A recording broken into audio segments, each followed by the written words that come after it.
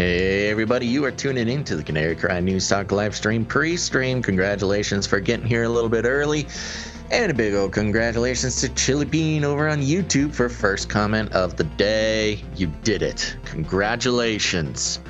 All right, to the rest of you, thanks for being here. Remember, you're going to want to follow us in multiple locations, especially if you are relying on YouTube for your Canary Cry goodness. Make sure to head to CanaryCry.Party for all your extra special links and alternatives to YouTube. Remember, we're over on Odyssey, we're over on Rumble, we're all over the place, baby.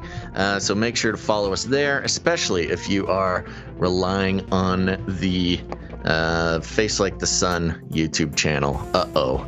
My mic stand is all wiggly, folks, so I might take a second before the show and fix that so we don't have an emergency during the show.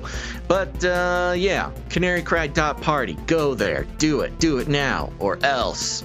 Other than that, stay hydrated, put on your seatbelts, you know the drill. We're going to extend the pre-stream for just about a minute while I fix my mic stand, and then we'll get going.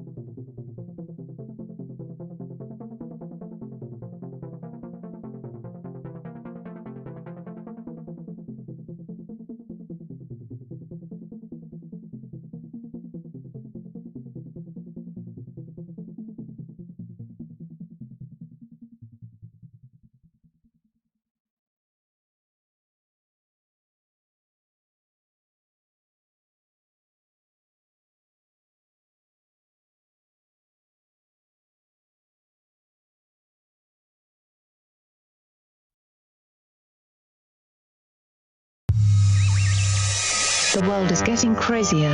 People are acting more and more insane. The end of the world is tomorrow. Tomorrow. There's only one thing to do when the world is falling apart. Listen to Basil and Gonz as they discuss this week's news and events through the lens of Bible prophecy. You are listening to Canary Cry News Talk. You're listening to Canary Cry News Talk. Today is July 23rd, 2021. This is episode 366. And today, Wings of Jabomination. And razzle dazzle, I'm your best buddy Basil. And this is Gonz, your favorite Asian provocateur for Christ. Welcome to the podcast where we bring you the best news, which is the gospel message of Jesus Christ, while reporting the egregious with a well-rounded, biblically grounded take on world events. And, wow, we're on it. For those of you watching the live stream, you couldn't see Basil struggle to put his microphone back onto his chair there. It was quite the sight. Yeah, we had a quick Lightning McQueen style pit stop to reset up the entire microphone arm, but we did it because we're professionals. You know who might need a pit crew is President Biden. That's underway, just like the other question that's illogical. And I've heard you speak about it because you always, I'm not being solicitous, but you're always straight up about what you're doing. And the question is whether or not we should be in a position where you are. Why can't the experts say We know that this virus is, in fact, it's going to be, or excuse me, we know why all the drugs approved are not temporarily approved, but permanently approved. Yeah. That's underway, too. I expect that to occur quickly. Well, that means, you mean for the FDA? For the FDA. Yeah. Good job there, Lemonade. Trying to save Joe there. Joe had his town hall last night. I don't even know why they do this thing. Why do they do this to him? Oh, is this the CNN town hall? Yeah. I mean, it is just a complete disaster case. And, there's a part of me that knows kind of what he's going through, having done public speaking, and I know you have too, Basil. When you kind of lose track of what you're talking about, it can come off as really bad, but I don't know, man. I don't have too much sympathy for him, but also I feel horrible for him on another level because they're kind of just like rolling him out there, and I don't think he's prepared at all for any of this stuff. Elder abuse. Well, yeah, and they're shooting him up with all sorts of drugs and stuff. That's just what they do. That's not conspiracy theory. Every president does it. But yes, to keep these old guys going for an hour or two live on stage, they get all sorts of chemical help for that. What exactly was he saying there? He was the caption. What's the thing called? The lower third thing? I forget what it is. Chiron. Thank you. Says, when will children under 12 be able to get vaccinated? That's the question. I think he was trying to talk about FDA approval, but instead he started talking to Lemonade over here. He was saying how the drugs were approved or they were waiting to get... It sounded like he was saying they are approved. Maybe that's what he was trying to say. I don't know. Of course, it's not true. Yeah. All right. Well, that's okay. Sorry, Biden. You tried. There's a few more here. There's a handful more to go through real quick at the top of the show here, just to get them out of the way. This is Biden talking about traveling abroad, I think. But, folks, the rest of the world's wondering about us. Those of you who travel abroad, not a joke. Not a joke. Stop saying that. You asked, when I went to this G7, all the major democracies, I walked in, and I know a lot of them because of my role in the past. And they walk in and I said, America's back. And they go, I'm serious, heads of state. I give you my word as a Biden. I said, are you really back? I mean, how can we believe you, Joe. But will the country ever get it together? I talked to Xi Jinping in China, who I know well. We don't agree on a lot of things. He's a bright and really tough guy. And going back to his I'm best friends with Xi thing. We disagree, but he's a bright man. Bright, strong guy. That is so funny because, look, I'm over the whataboutism. I'm not trying to say that Trump is the best or anything, but Trump would get slammed when he would say nice things about Xi because Trump would say the same thing. He's strong. He's so powerful or whatever Trump was saying. But it's funny. It seems to be just like what's required of the American president to say about Xi. Yeah. Well, there's so much China embedded in our country. You can't do it all. The suitcase nukes might go off, Yeah. Well, to give him the benefit of the doubt, and this isn't even necessarily like the most important part of the show, but to give him the benefit of the doubt, they have psychological breakdowns of all these world leaders.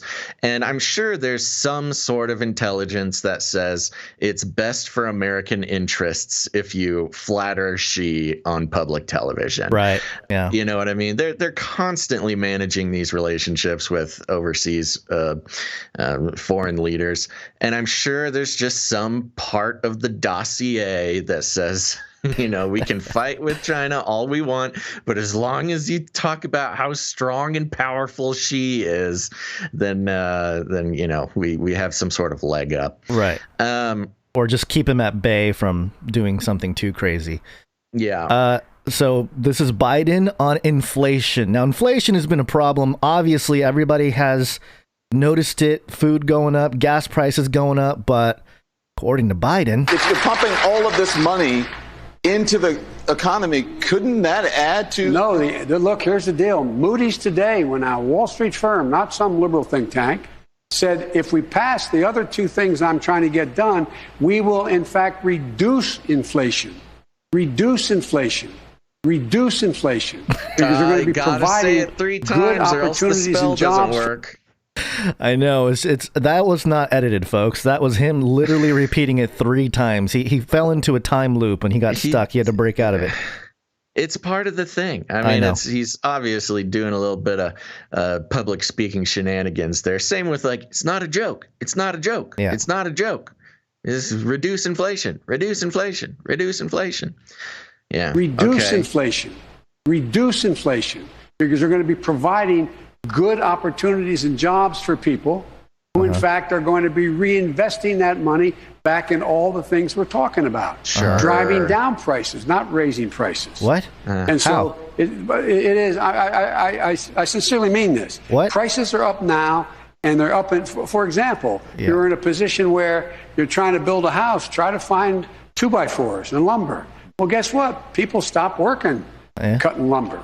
They stopped doing it because the unemployment was so down. Now all of a sudden there's this need because people are coming back, and guess what? Instead of paying 10 cents, you're paying 20. I mean, you understand what I'm saying? Yeah. It relates to No, I don't. Is now needed because we're growing.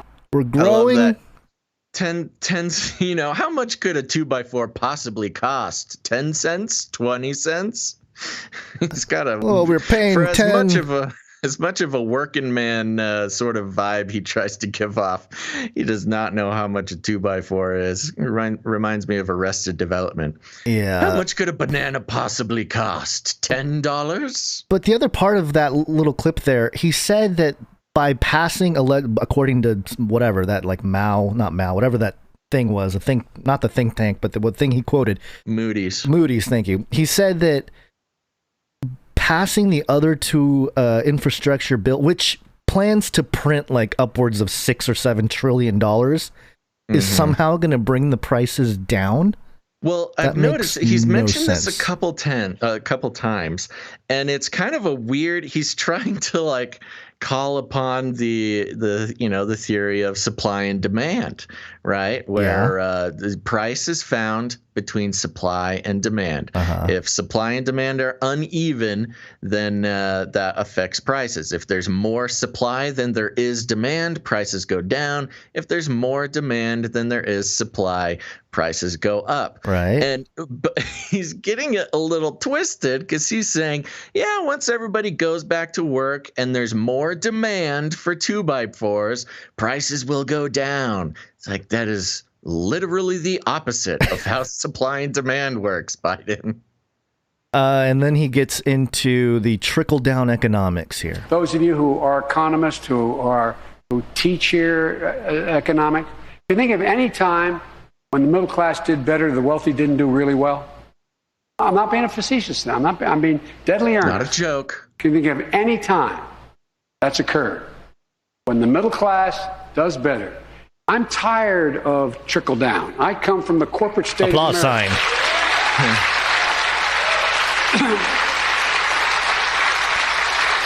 And by the way, I think you should be able to go out and make $1 billion or $100 million if you have the capacity to do it. But I ask one thing: pay your fair share. Just pay your fair share. I really mean it. If you know anything about me, check me out. We have more corporations registered in Delaware than all the rest of America combined. What? Combined. I represented for 36 years. I've never seen a time when we have the middle class growing that the wealthy didn't do very, very, very well. Yeah. So that's what we have to do: build it out and up, not just down. So I'm trying. I've listened to this multiple times now because I clip these things, and I think what he's trying to say is when the upper class does good, the middle class also does good. No, he's talking about trickle up economics here. So which is pump the middle class, and then it'll make the upper class do well as well. Right. So he's trying to walk this line. So it doesn't make any course, sense. Of course, there's this movement against billionaires and rich people, which not saying they don't deserve it, but this whole idea where when the rich get richer, then the poor get richer, which is sort of the classic trickle down economics, which I will say trickle down always turns out good for the rich. Yeah. And sometimes once in a while will work out for the middle class. It certainly hasn't worked well for the poor in recent decades, but so he's trying to walk this fine line about, the billionaires, they got to pay their taxes. We got to get them on all these other things. But we're not doing trickle down. We're doing trickle up. We'll empower the middle class. But don't worry, rich people. You'll also get rich because which is actually more realistic than sort of straight up trickle down economics, which is, when you have a powerful, strong middle class, the rich get even richer than before. So he's not necessarily wrong there. He's just, I don't know, he's trying to walk this line where the far left can't bite him for being trickled down, but the far right, or not even the far right, the rich, even the rich Democrats, the rich corporatists, he knows he cannot make them afraid, or else all of his good corporate deals go out the door. And part of the fact check here, I just wanted to see how many corporations there are in Delaware, because that's what his claim. And he said there's 1 million. Okay, so according to some incorporated in Delaware, 1 million corporations. He said there's more in Delaware than the entire U.S. combined. Mm-hmm. That was his claim, right? Yeah. It's wrong doc. Oops, what happened to my? Oh, here it is. According to USACompaniesList.com, there's 95 million business records and equipped, or whatever, companies registered in the U.S. So I mean, what is he trying to? I don't get his point. Here you go. Here's a little fun tip for you. Delaware is this interesting state that has incredibly loose corporation laws. Now, I don't know what you're looking at. Corporations are different from registered businesses. So, sure. You can have an LLC or you can have an LTD, whatever you want. You can register a business. That does not automatically make it a corporation. Delaware has these incredibly loose corporate laws where people from all over the world register their businesses in Delaware. It's just sort of like a little corporate trick. I don't know. I forget what exactly the benefits are, but people all over the country register in Delaware for a number of different reasons. Okay, so there's 1.7 million traditional C corporations, and if 1 million of them are in Delaware, then okay. Yeah. So it's kind of just a trick. If you're doing a corporation in the U.S., and I believe you can do this internationally, I'm not a corporate lawyer, but at least in the U.S., if you're trying to incorporate your business, you register in Delaware. It's just what you do. Okay. Well, moving on here, he got asked a question about filibustering. And this was his response. If it's a relic of Jim Crow, it's been used to fight against civil rights legislation historically. Why protect it? There's no reason to protect it other than you're going to throw the entire Congress into chaos and nothing will get done. All right. Nothing at all will get done. And there's a lot at stake. The most important one is the right to vote. That's the single most important one. And your vote counted, and counted by someone who honestly counts it. But it goes beyond that. For example, wouldn't my friends on the other side love to have a debate about the filibuster instead of passing the Recovery Act? Or wouldn't they love doing it instead of being in a position where we provide for... How many of you have children? What? I'm confused. I understand what he was trying to do there, but... What? I don't even understand the question. The question was, why defend filibuster if it's modern the Jim Crow thing? Because Jim Crow was a Democrat piece of legislation, and so the Democrats don't want to repeal their own legislation. That's why. but he's also trying to say that if you'd get rid of it, then and nothing will get done. Yeah. And I like how he says, voting is the most important, and votes counted by people that honestly count or something. It's like, okay, sure. What? I don't know. Okay, but let's land this Harry Biden section here with something that I could not believe he actually said this.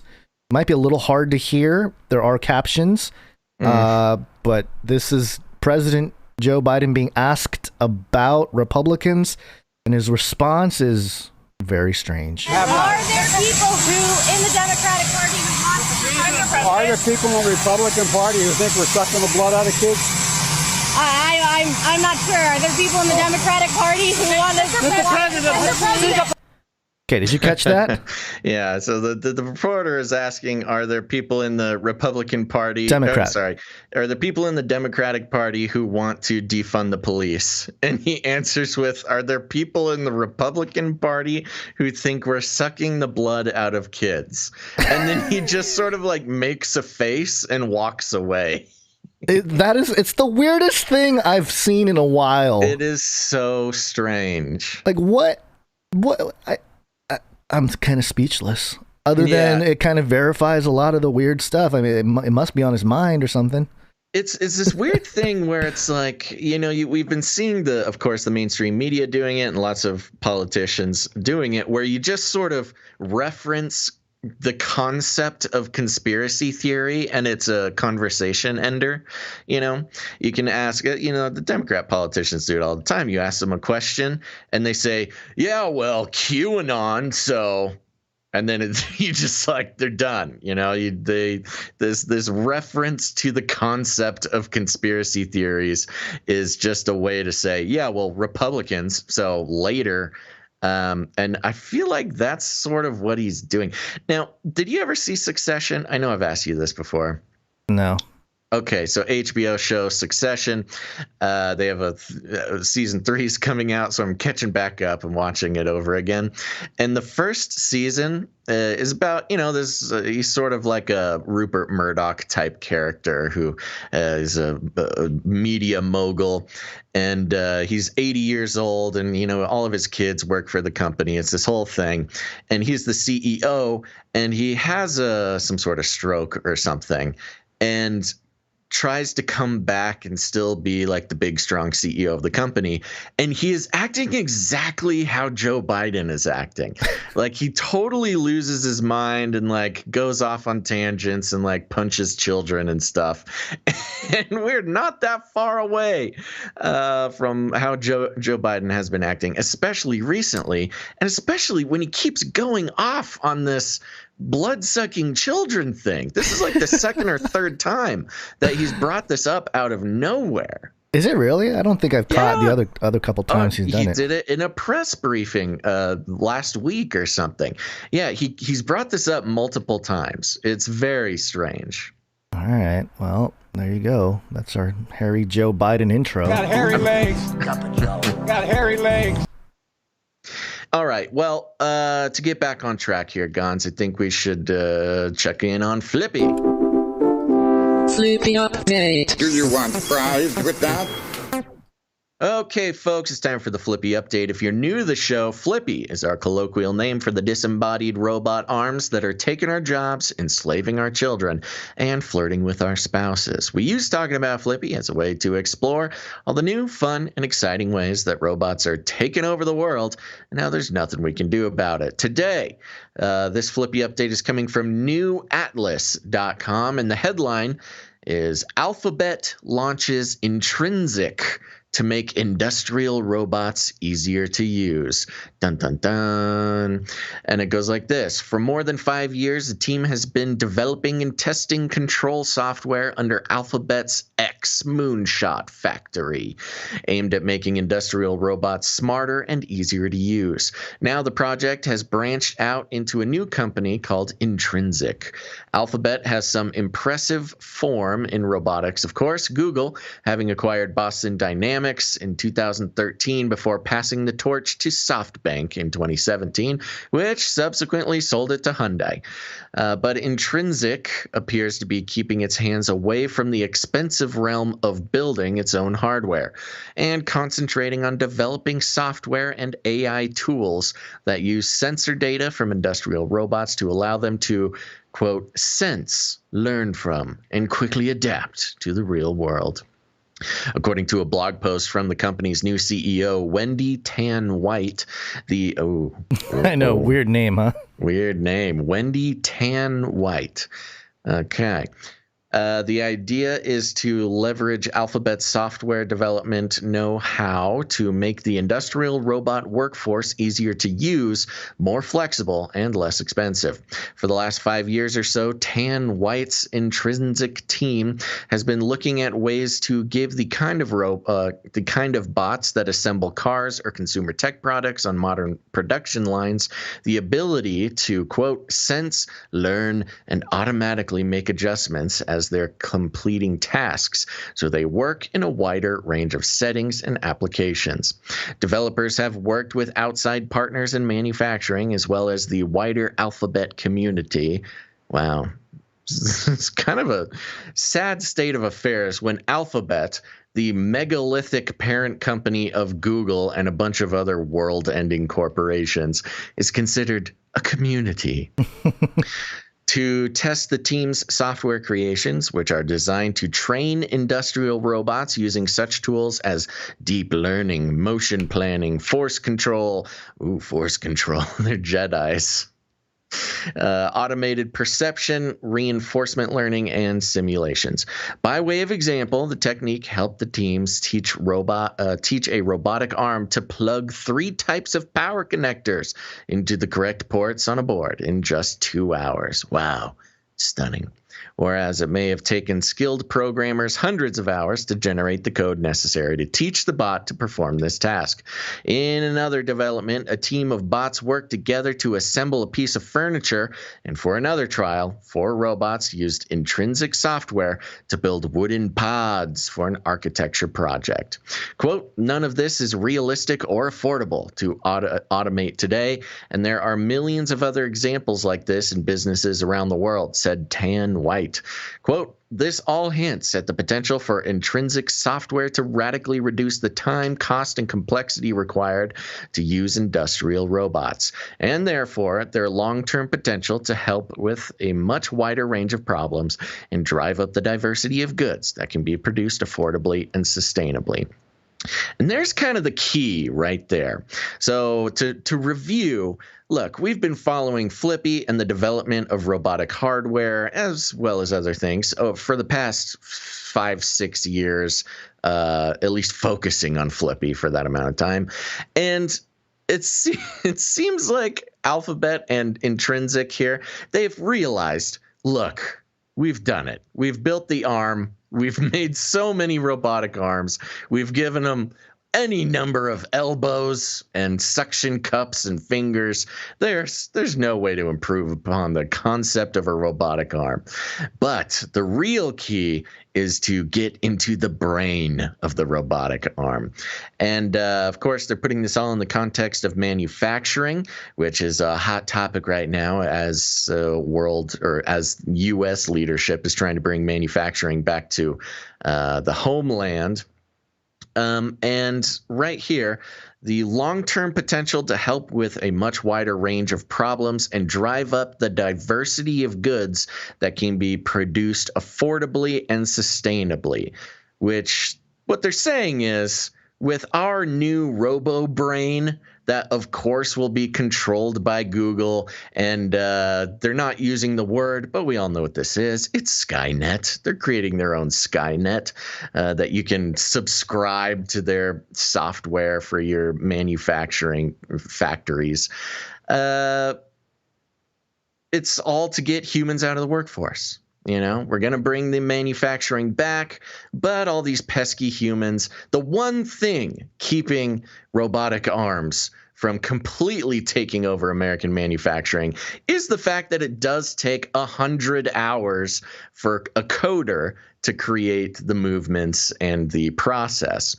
And, in the beginnings of the world which robots take over all manual labor, you had Biden, you had everybody saying, just learn to code, kids. You can still have a job. Just learn to code. Well, even the coders are going to be out of a job with all this automatic Google machine learning technology, where instead of 100 paid hours of a coder, they get 2 hours of an AI doing the same job. So this is not so much comedy behind this one, but a very subtle threat to the workforce of bringing manufacturing back to the U.S. Yeah, but I was just promised by President Biden that prices will go down and people will go back to work if they pass his bills. So, well, what about that? This definitely will help prices go down, but yeah, I don't know about the work thing. I can't imagine a job that will still be available to humans except for podcasting, and even that's going to be threatened soon. Yeah, depending on what you want to get out of your podcasting that you subscribe to. But yeah, gotta get that UBI, baby. Yeah. Well, I don't know. The big, I think, troubling aspect of this, and you mentioned it, is Alphabet, the parent company of Google, pushing forward and, not really focused too much on the hardware, but going directly to the software side of things. And which has been Google's, that's how Google took over the world. Yeah. They didn't build computers.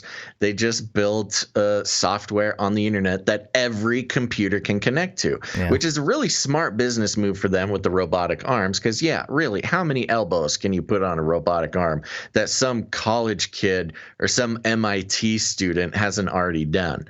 The key is really getting your little tentacles into all the other robotic arms. They're doing it, folks. Yep. Well, it'll all shut down if there's a cyber pandemic. The COVID-19 crisis would be seen as a small disturbance in comparison to a major cyber pandemic.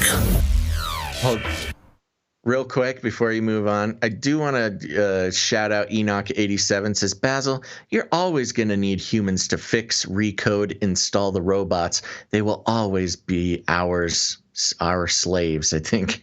Oh, poor Enoch87. I wish I could have the optimism that you have, my friend. But no, the robots won't need us to fix them or recode them or install anything. We got robots for that, Enoch. Yeah, we've covered stories about that. How the robots self-fixing, self-evolving, self-building, self-coding AIs. It already exists, Just real briefly, too, before we dive into the cyber pandemic, go to CanaryCry.Party and sign up to the email address if you haven't already, because starting hopefully today, we're going to start sending out the show notes as one giant email once a week. So all the resources of everything we talk about is preserved in one way or another. Yeah, this is great. Again, we don't want to completely stack your email box with emails. It goes against everything we believe in. But at the end of every week, we're going to try to put all 3 videos and the show notes into one email. You can ignore it if you want, but it's also going to be chock full of resources that we're just going to want to decentralize. So if you want to be part of the decentralizing of Canary Cry and just all the stuff we talk about, this is going to be the best way to make sure it survives, even if our website gets taken down or et cetera, et cetera. Right. Okay, so this is Business Insider, and the headline here, a lot of websites are down. And there's a screenshot here. It's got FedEx, Airbnb, UPS, Southwest, Steam, Fidelity, PlayStation. And it says users are reporting issues with websites including Airbnb, Fidelity, FedEx, and more. Down Detector, the site that reports website user issues, reported numerous sites had experienced outages beginning around 12 noon Eastern time on Thursday. That was yesterday. Akamai, a cloud service company, said in a statement around noon that it is investigating an emerging issue with the Edge DNS service. Nearly an hour later, Akamai said the firm had implemented a fix for this issue and that services on Edge DNS were resumed normal operations. Oracle said around 12:30 p.m. that the company is monitoring a global issue, quote, related to Akamai Edge DNS that's affecting internet resources, including Oracle Cloud properties. A representative for Fastly, another web hosting service, told Insider that its platform did not observe any outages. Weird. Any outages? I saw Fidelity even tweet it out, which they later deleted. Quote, resources within the Oracle Cloud are continuing to run and are not impacted by this event, Oracle said. Charles Schwab tweeted at 12:39 p.m. that some clients might have difficulty logging into the company website. Charles Schwab added it was working to resolve the issue and that users could log into the mobile app in the meantime. Delta Airlines spokesperson told Insider the global outage briefly impacted Delta.com. Yada, yada, yada. Just a whole bunch of people got affected. And it was weird because it happened, and then there were some reports on it, and then it just kind of went away. Almost like it was a little test run, and they're like, oh, hold on. Wait, we're not ready for the full-scale cyber pandemic yet. Yeah, that is weird how they sort of pulled back from that. Yeah. That should have been like mainstream apocalyptic news. But yeah, it's almost like somebody accidentally pulled the trigger too early, so they tried to roll it back. Yeah, and also Gab was down last night as well, and it was like a total outage. I don't think anybody could even access the website or anything. So, I mean, it could be one of those culling moments where they're like, hey, we're trying to take down these alt platforms. In the meantime, some of these other big ones got caught in the crosshairs. I don't know, but it's just one of those stories where we're going to report it to you and keep an eye on it because, again, there's just a small taste of what might be coming on a larger scale here. And there was actually a story on Sociable. It'll be in the additional stories section where the headline basically was, this is a small glimpse of what it would be like during a cyber pandemic. So yeah, it is a little tease. It's mean. Yeah. Well, speaking of a little tease, let's check in on this pandemic special here. A pandemic special. Dun dun dun. SciTechDaily.com. The headline: 15,000-year-old viruses discovered in Tibetan glacier ice, previously unknown to humans. Oh boy, perfect. Just what we need. Something to note here, the big picture they put at the top of this article is just a big coronavirus, the scariest possible image that you could do. They changed the color. They made it a blue coronavirus. Because it's cold. Yes, found it in ice. They found it in glacier ice. But so also, he's got little teeth. They're shivering. He's so cold. But also, I don't think this is what the COVID-19 looks like either, technically, right? I don't know. No, it's an artist rendition. All right. Anyway, go ahead.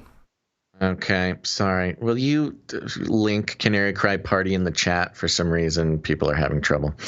Okay, here we go. The article says, scientists who study glacier ice have found viruses nearly 15,000 years old in 2 ice samples taken from the Tibetan Plateau in China.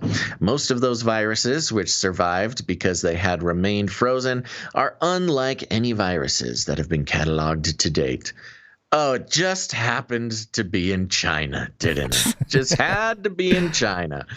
All right. The findings, published on July 20th, 2021, in the journal Microbiome, could help scientists understand how viruses have evolved over centuries. For this study, the scientists also created a new ultra-clean method of analyzing microbes and viruses in ice without contaminating it. Quote, these glaciers were formed gradually, and along with dust and gases, many, many viruses were also deposited in that ice, said Jiping Zhong, lead author of the study, and a researcher at the Ohio State University Bird, Polar, and Climate Research Center, who also focuses on microbiology. Quote, "The glaciers in western China are not well studied, and our goal is to use this information to reflect past environments, and viruses are a part of those environments."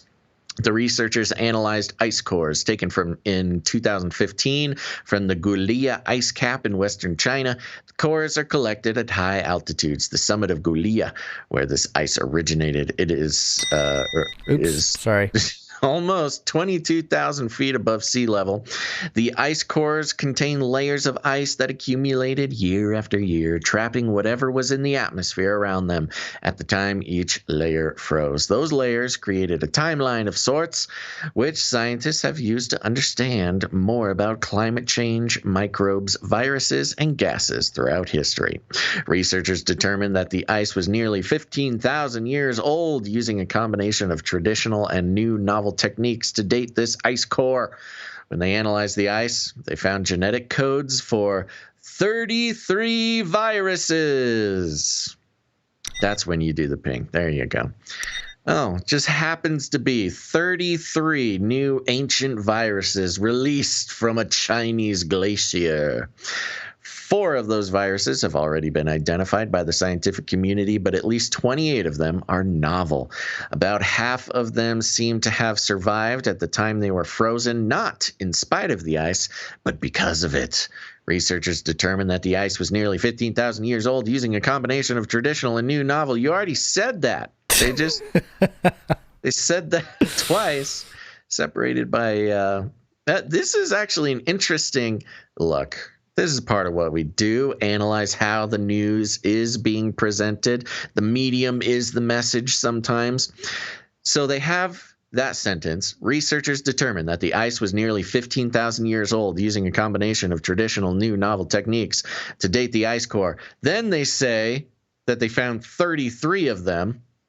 And then they go back and say researchers determined that the ice was nearly 15,000 years old. It's kind of a weird thing. It's like, well, no, they sandwiched the 33 between this super old statement. No, they basically somebody messed up on the edit. Typo. They repeat the two. No, it's lizard people mind control guns. You know this. They repeat the 2 sentences or the 2 paragraphs over again twice. And it's like Biden, repeating. It's for right. Emphasis. They did do it twice. Yeah. Researchers determined that the ice, they found 33 viruses. The researchers determined that the ice was old. They also found 33 viruses. Yeah. Oh, yeah. Maybe it was written by Biden. You're right. He just forgot that he literally just typed it all out. He's like, gotta do it again for emphasis. Yeah, these are viruses that would have thrived in extreme environments. Yada, yada, yada. The article goes on. Do you want to finish it, or did you have something? No, not really. We got the point there. We've got 33 ancient viruses being unmelted currently in the mountains of China. So make sure to get your vaccine, everyone. Well, not just your vaccine, but also climate change. Think about it. It's in a glacier, right? So they're like, the warming Earth is going to unleash viruses across the world that we have not seen in thousands of years. You're totally right. Climate change will melt the ice and release 33 viruses into the air. And that's why. Vaccination. Because more viruses being unleashed by climate change and melting ice. That's right. It's a perfect setup. You're right. And whether or not they that's even scientifically possible, or the scientists believe that is the subtle message going on here. Climate change will release 33 new deadly viruses that the world has never seen before, or hasn't seen in a while. Everybody out there offered a vaccine. Don't ask any questions. Please take it. Because the ice glaciers are melting and the 33 viruses are released, and we're all going to die. Pfizer. Yeah. We're all going to die. All right. Well, let's see. We're going to get into some Waccine/politics here. Waccine.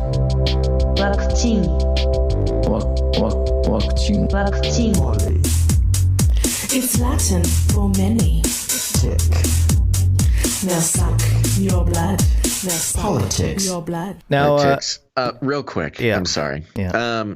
For those who are trying to get to CanaryCry.Party, sometimes you need to type in the HTTP thing, or HTTPS or HTTP. CanaryCry.Party. No S, right.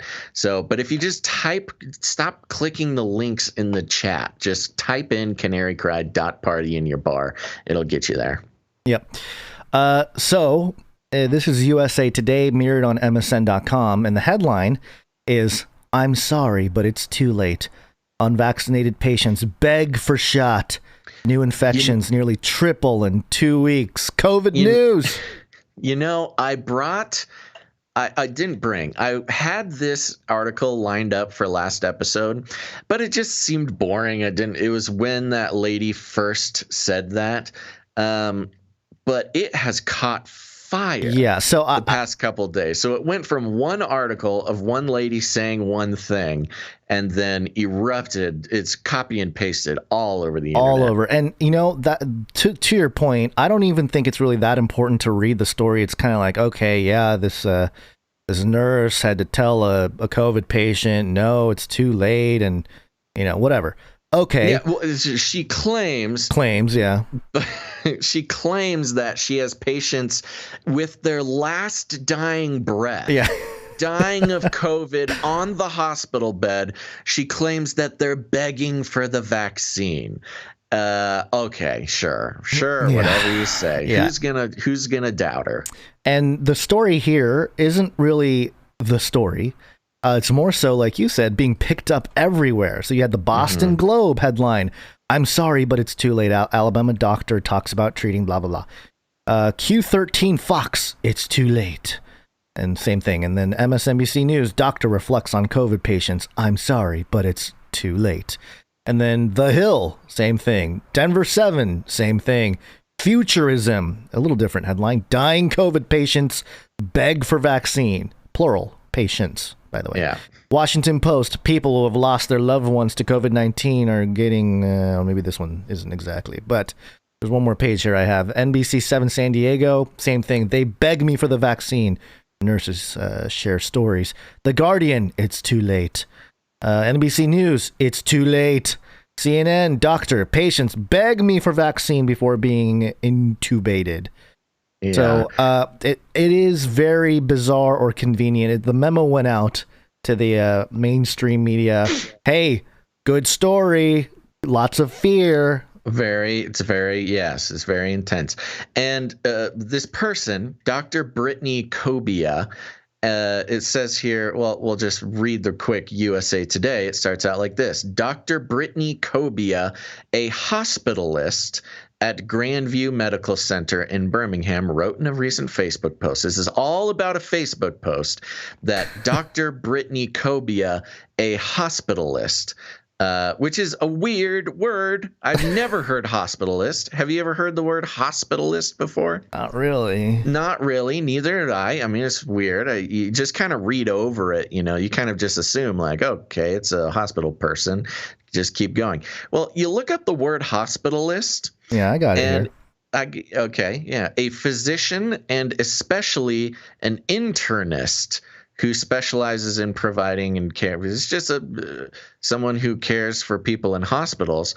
But it's I don't know. I don't know. My definition here says a dedicated inpatient physician who works exclusively in a hospital. It's like, okay. Yeah, right. So they don't do anything else. But also this word internist, which is a fun word. I don't know. It's just weird words, man. Why don't you just say it's a doctor? Why do you got to say it's a hospitalist? I don't know. What is an internist? A specialist in internal medicine. What is internal medicine? A branch of medicine that deals with diagnosis and treatment and blah, blah, blah. Okay. So it's a doctor. No, it's a hospitalist. Oh, sorry. Okay. Yeah, so and it's a Facebook post, which is kind of interesting because they're setting what this is, I think, is setting the precedent for what is not fake, disinformation on a platform like Facebook. So that is interesting. Because it's kind of an anecdotal thing. It's not a scientific study. It's just an anecdote, right? It's just like this lady's telling a story. It's a Facebook post. It's a Facebook post. We've have the White House flagging problematic posts in their words. They don't even say, I mean, they say misinformation other places. Yeah. They just say problematic posts. So if they're flagging problematic posts, I'm sure the White House is flagging great posts. Good. Push this post. Yeah. Send this out. Here's a post from a hospitalist. Let's get it on every news outlet. And what it is they're creating FOMO. They're relying on this weird FOMO thing. Now, you and I, Gons, we are familiar with FOMO. Fear of missing out. That's right. Fear of missing out. This is an acronym that became popular, early 2010s, around that time. FOMO used to be one of these words like YOLO, or it's a very millennial type thing. Yeah. There used to be like Super Bowl commercials that talked about FOMO, fear of missing out, and especially in like investing in cryptocurrency, FOMO is people will have fear of missing out on some new cryptocurrency, so it helps sell the cryptocurrency. But it's a very powerful force, this FOMO, and I believe that is what they are harnessing with this story, and they're trying to get it out there as much as possible. The FOMO, the fear of missing out of the vaccine, because it's all about how these people were dying and gasping for their last breath and asked me for the vaccine, and it's sorry, you missed out. And so it's creating this it's almost like a supply and demand type thing, which they've been doing with the vaccine for a while, which is, time is running out. It's like a sale at Macy's. Time is running out. It's last call at the bar. Last call. Right. Yeah. It's like creating this last call sort of psychology around it. Yeah, it's pretty obvious, but yeah, it's setting the precedent for what is considered not misinformation on a Facebook post, along with the FOMO aspect of it. I don't know. There's a reason why it went ultra viral, and all the news agencies, the mainstream news, picked it up. Another thing that seemed to spread in the last few days here. I've noticed a lot of right-wing, conservative, Republican types push the vaccine. And that's not entirely new, but Sean Hannity's thing really kicked it off this past week. Yeah, and a quick clarification. Mm-hmm. When you're saying right-wing Republican types, you are referring to mainstream media, corporate media, the controlled talking heads. Right. Well, politicians too. So we'll start with Hannity, though, because it kind of sets the precedent here. And I was looking for the Hannity clip, and I ran into it was like some more local morning news thing that clipped it for me, basically. So I was like, I'll use it. And of course, this is a 3-second clip, the kind of stuff you get from the local morning news. So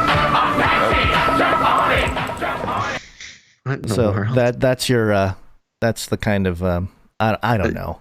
Okay, for people just listening, is the Jump On It song, and it's who are these? It's two morning show Dina people. Pugliese and Sid Segero just are dancing around. Dancing on. Okay. Yeah. Hey, cable television, folks. Yep. And here is Hannity, the clip that surprised everybody. Please take COVID seriously. I can't say it enough. Enough people have died. We don't need any more deaths. Research like crazy. Talk to your doctor, your doctors, medical professionals you trust based on your unique medical history, your current medical condition.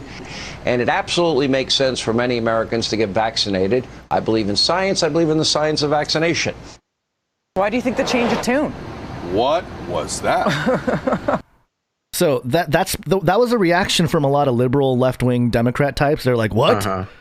What? Hannity pushing the vaccine? What happened?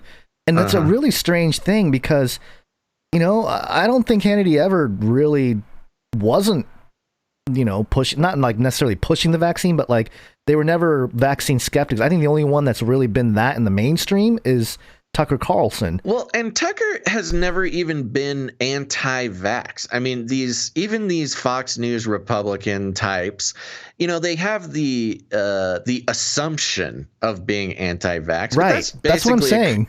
That is a construction of the left-wing media sort of pinning that on right. them. Fox and all these mainstream outlets, they've always been pro-vax. Now, they might talk about how, lockdowns are unnecessary. Right, the mask over government overreach, or how mandatory vaccinations are unconstitutional, or things like this. But I have not seen a full-on anti-vaccine message. No. In a literal sense, in an explicit sense. Now, if Tucker says mandatory vaccines are unconstitutional, the left explodes that he's anti-vax and blah, blah, blah, blah, blah. And me, I have no desire to defend Tucker of anything. Sure. But I'm just calling it how I see it. Yeah, and this clip here, Hannity responds to the left and even The Atlantic. They concluded they reported on this Hannity thing. And at the bottom of the Atlantic article, it was like, it even said, like, here's something you'll never hear us report. Hannity is right. It's like all dramatic.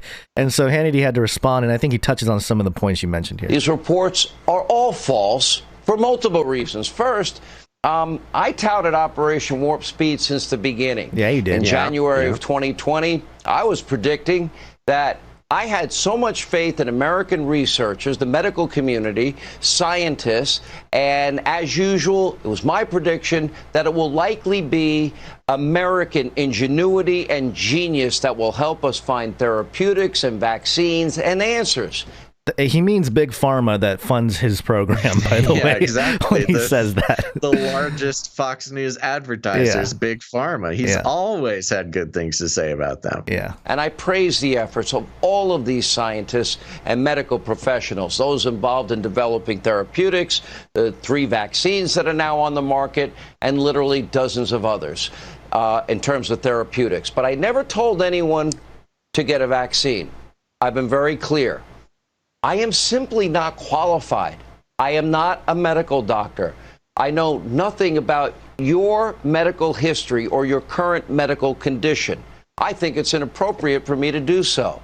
I have seen the worst of this virus in people that I love and care about.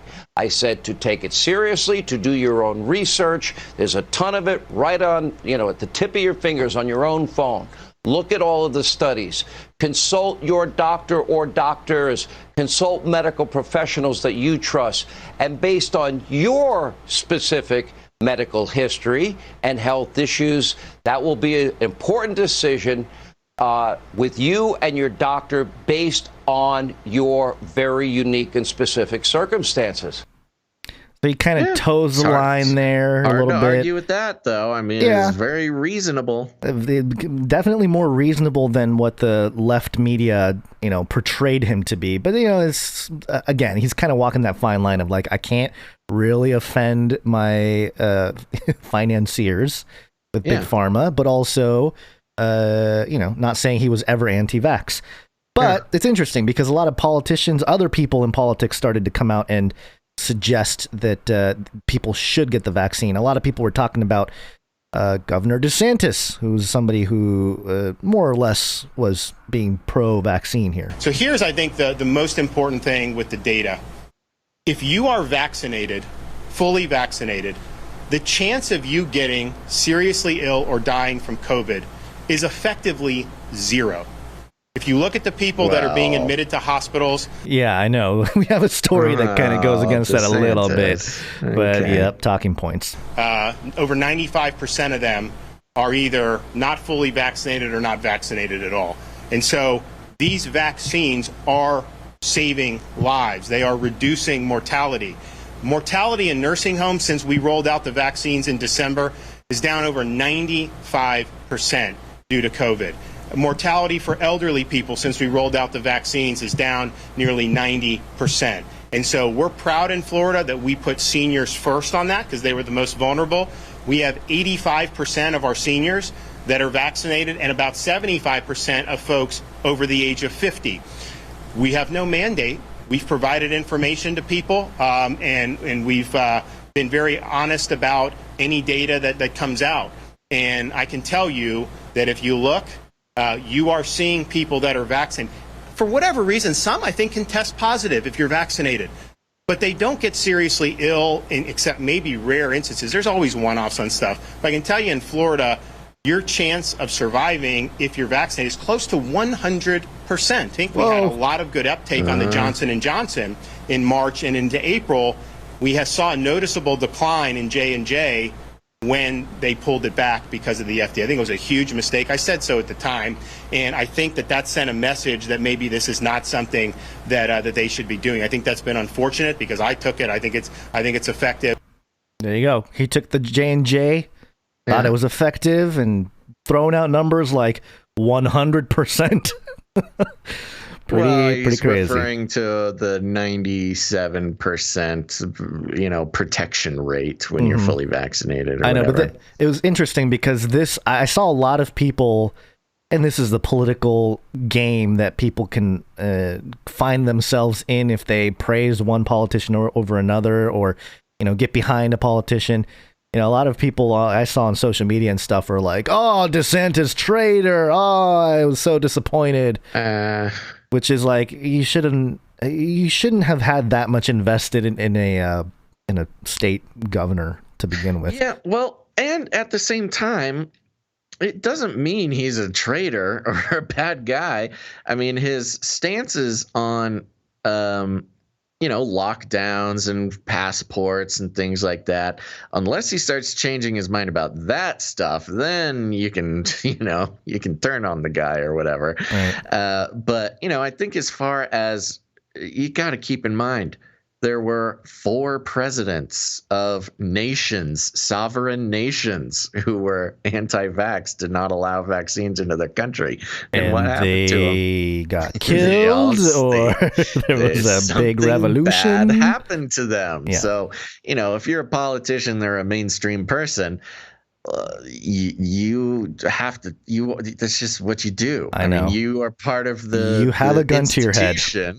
Of drawing the line. What am I saying? Towing the line for whatever the mainstream institutional stance is. It's just what you are, and at the very least, you get trumped. You get character assassinated, which DeSantis has, from certain media outlets, but. Not lately, though. Not which lately. Is interesting. That's what I'm saying. Maybe he's earning some points back. Yeah. So other people here. This is a headline. There's no video, I don't think. From NOLA.com. I think this is New Orleans. Yeah. After waiting, Steve Scalise gets COVID vaccine. Calls it safe and effective. Yep. And then this is Kayleigh McEnany. Is that how you say it? Oh my gosh, Gons, is Kayleigh McEnany. I can't believe. Yeah, McEnany. Yeah. Okay. Well, this is everyone's favorite White House press secretary that is no more.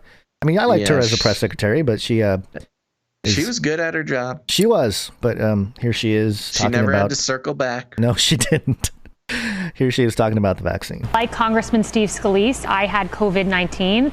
Even though I was asymptomatic, I went and got the vaccine for a few reasons. Well, first, let me say, as I mentioned yesterday, I saw President Trump oversee this process. He appointed Dr. Stephen Hahn at the FDA, who approved this vaccine. He appointed Robert Redfield at the CDC. I got the vaccine because, 1, could keep you from getting a variant. Number 2, even if you get a variant, you're 95% less likely to be hospitalized. Our elderly, our most Scalise vulnerable. says it's higher than that from what he's seeing in hospitals. Higher than that. And even more important than any of that is it reduces your risk of transmitting the virus. So if you have a grandmother, is that true? Not according to any of the science. That's what's weird is all these, I guess right-wing Republican types, they're pushing it, but also they're saying stuff that's like, wait a minute, I thought the opposite was true. They're given the media points is the problem. They're just reciting the same media points, which are media points and not necessarily backed up by peer-reviewed science. Which neither aisle does, really. No. I mean, they do sometimes when the science is there. The problem is not a lot of the actual peer-reviewed published studies are available to back up this stuff. But it's not about that. It's about the media points. It's about the narrative. It's about the message. Less likely to be hospitalized, our elderly, our most vulnerable. Says it's higher than that from what he's seeing in hospitals. Higher than that. And even more important than any of that is it reduces your risk of transmitting the virus. So if you have a grandmother or a grandfather or a parent, do it for them, if not for yourself, even if you're a young person. There you go. And who else do I have here? Oh, Mitch McConnell came out, and it's funny because it's Mitch McConnell. He's an old man. He's a politician. He talks about how he's trying so hard to emphasize something, but his demeanor doesn't really change much. 97% of the hospitalizations in the country for COVID are unvaccinated people. By the way, yeah, we were doing the 99 and covering all that, and all of a sudden it switched to 97. The 99 overnight has switched to 97%. Yeah, so we'll get into that a little bit more later. It never occurred to me after 3 highly effective vaccines were developed in under a year that we'd have difficulty getting Americans to take the shots. But that's obviously where we are. I want to underscore in the strongest possible manner I can, and I say this with some authority, as you all know, as a result of being a polio victim myself and being very aware that it took 7 decades to come up with 2 effective polio vaccines. This was done in under 1 year. These shots need to get in everybody's arm as rapidly as possible, or we're going to be back in a situation in the fall that we don't yearn for, that we went through last year. Threats. Yeah, this is an interesting because the talking point used to be, hey, vaccines are supposed to take, a year to several years. Oh, more than a year, like 2 to 8 years or something. Sure. On what yeah, it is. the trials themselves are supposed to last 4 years or something. So whatever it is, whatever the number is, hey, this is what came out too fast. We're supposed to study them more. Da da da da da. And Mitch McConnell flips it around and says, "Look, this is great. That means it's better than previous years. They took 70 years to get the polio vaccine. This one came out in a year. This is perfect. Good. This is a selling point." How many people died from polio in those 70 years? I don't know. I'm sure a lot, though. Okay. Polio used to be a pretty big problem. Yeah, I know it used to be. Yeah. Then we got the vaccines, Gons. I think it was really the vaccines that did it. I don't know what else would. I'm not qualified to have this conversation. And other than Mitch McConnell, what we can't do a segment like this without talking or hearing from our favorite Ben Shapiro here. Ben Shapiro talking about the vaccine and also pointing out some nuances, but pay attention to the transition. Okay, I continue to maintain that getting a vaccine is a good idea, that these mRNA vaccines, by all available scientific evidence, are safe. I'm not going to say that they're safe for children because we have no longitudinal effects with regard to that, but what I will say is that the statistics tend to show that, yes, sure, there could be risks from the vaccine, but those risks are below the risk of dying from COVID or getting seriously ill from COVID with long-lasting COVID effects, right? Particularly for adults. Okay, but it's your choice. You're a free and independent human being. That is your choice right now. We'll get to more of this in just 1 second. First, let us talk about a simple fact. If you're a responsible human being, you need to make sure that you have life insurance. Everybody loves waffles. I knew that was coming. I knew you were letting that run for some good reason, and that's it. Take the vaccine. And that's why you need life insurance. Everybody loves waffles.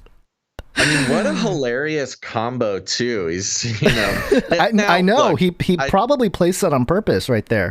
It is kind of funny. It's interesting. I wonder if he, Oh, of course, it's now, strategized. You did a good job, talking about your choice. I mean, that's always been my stance is, look, I'm not telling anybody not to get it. All we do is just follow the science and read the mainstream news and deconstruct and analyze what's being told to us compared to the, like Shapiro said, available scientific data. And the key word there being available, right? Because there's a lot of scientific data that is not available. But he gets into the thing where, hey, it's your choice. That's the thing. You're a human being. It should be your choice. The other thing I noticed too, how many people watch Ben Shapiro? Like millions of people watch him, right? Yeah. Get him a floating microphone so when he types on the laptop, the entire microphone doesn't shake. Oh, what does he have, a desk stand? Like, come on, man. You can do better. All right. So a couple stories here about the vax. Well, hold on. You got wait. Do you play the Steve Scalise one already? Yes.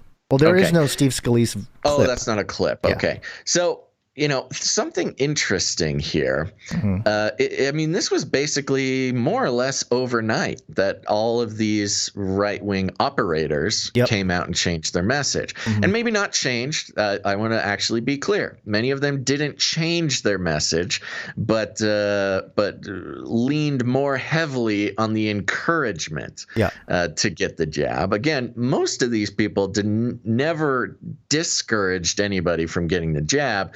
They just weren't outright encouraging it. Right. And these are all very high-level Republican operators, from Hannity, Desantis, Kayleigh McEnany, Mitch McConnell, Ben Shapiro. I mean, it's like a dream team of Republican operators. Conservatives, yeah. I wonder... And I know, apparently, according to NPR, asking questions is tantamount to disinformation. But I do wonder if this was something political. They are in the talks, the deal making phase of the infrastructure bill, where they are all. The Republicans are trying to slash the infrastructure bill. The Democrats are trying to pad it with as much pork as possible, et cetera, et cetera.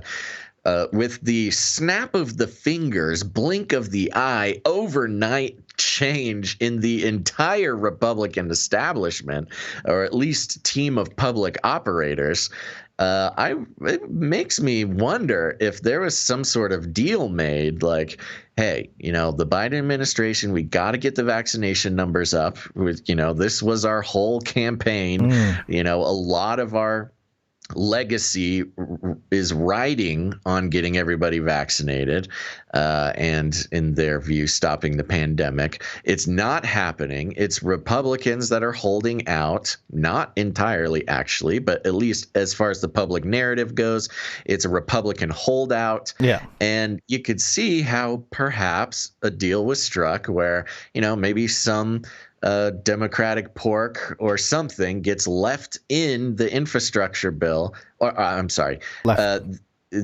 some Republican part of the deal gets to go through if you get all your public operators to help get more Republicans vaccinated. Yeah.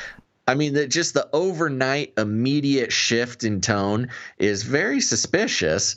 I mean, some deal has got to be struck, because the Republican sort of stranglehold over at least the narrative of vaccine hesitancers is a bargaining chip. It seems like a bargaining chip was played. I totally agree with you, and we may not know or find out what that is until much later, but it's very possible. That's some real smoky backroom deals. But it might come to pass, and we'll see it clearly. A message went out, and these people got the message, and they are obeying, whatever that might be. Yep. Okay, here we go. I wanna die or be decapacitated. I wanna be vaccinated. TheHill.com headline: New Jersey officials say nearly 50 fully vaccinated residents have died from COVID-19. And we won't read all of it here. Well, it's a pretty short article, actually. New Jersey health officials say that almost 50 fully vaccinated people have died from COVID-19, according to data through July 12th. New Jersey Advanced Media reported on Wednesday. Donna Lusner, a spokeswoman for the State Department of Health, told the news outlet that all 49 people who died were over 50 years old. 30 were over 80 years old. 13 were between 65 and 79 years old. And 6 were between 50 and 64. Why do you start with over 50 years old? That doesn't even really matter. I don't know. Anyway. Lusner also said many of the people who died had pre-existing conditions. 17 people had cardiovascular disease, 9 had cancer or other conditions that compromised their immune systems, and 7 had diabetes, news outlet reported. Others had chronic conditions in the lungs, kidney, and liver. The number of vaccinated people who have died from COVID-19 represents a slight uptick since New Jersey Governor Phil Murphy announced on Monday that 31 inoculated people had died from the coronavirus, according to New Jersey Advanced Media. Anthony Fauci, the country's leading infectious disease expert, has mentioned that the breakthrough cases among fully vaccinated people is inevitable, but has stressed that more than 99% of those who died from COVID-19 in June were not vaccinated. In mid-June, New Jersey reported that 4.7 million people, or 70% of the state's adult population, were fully vaccinated, hitting the goal about 2 weeks earlier than expected. ABC7 New York reported about 5.1 million people are fully vaccinated in the state, according to data from Johns Hopkins University. The state has reported deaths in the single digits since early June. So there you go. Interesting because, I think they're putting out these articles where it's like, 50 have died.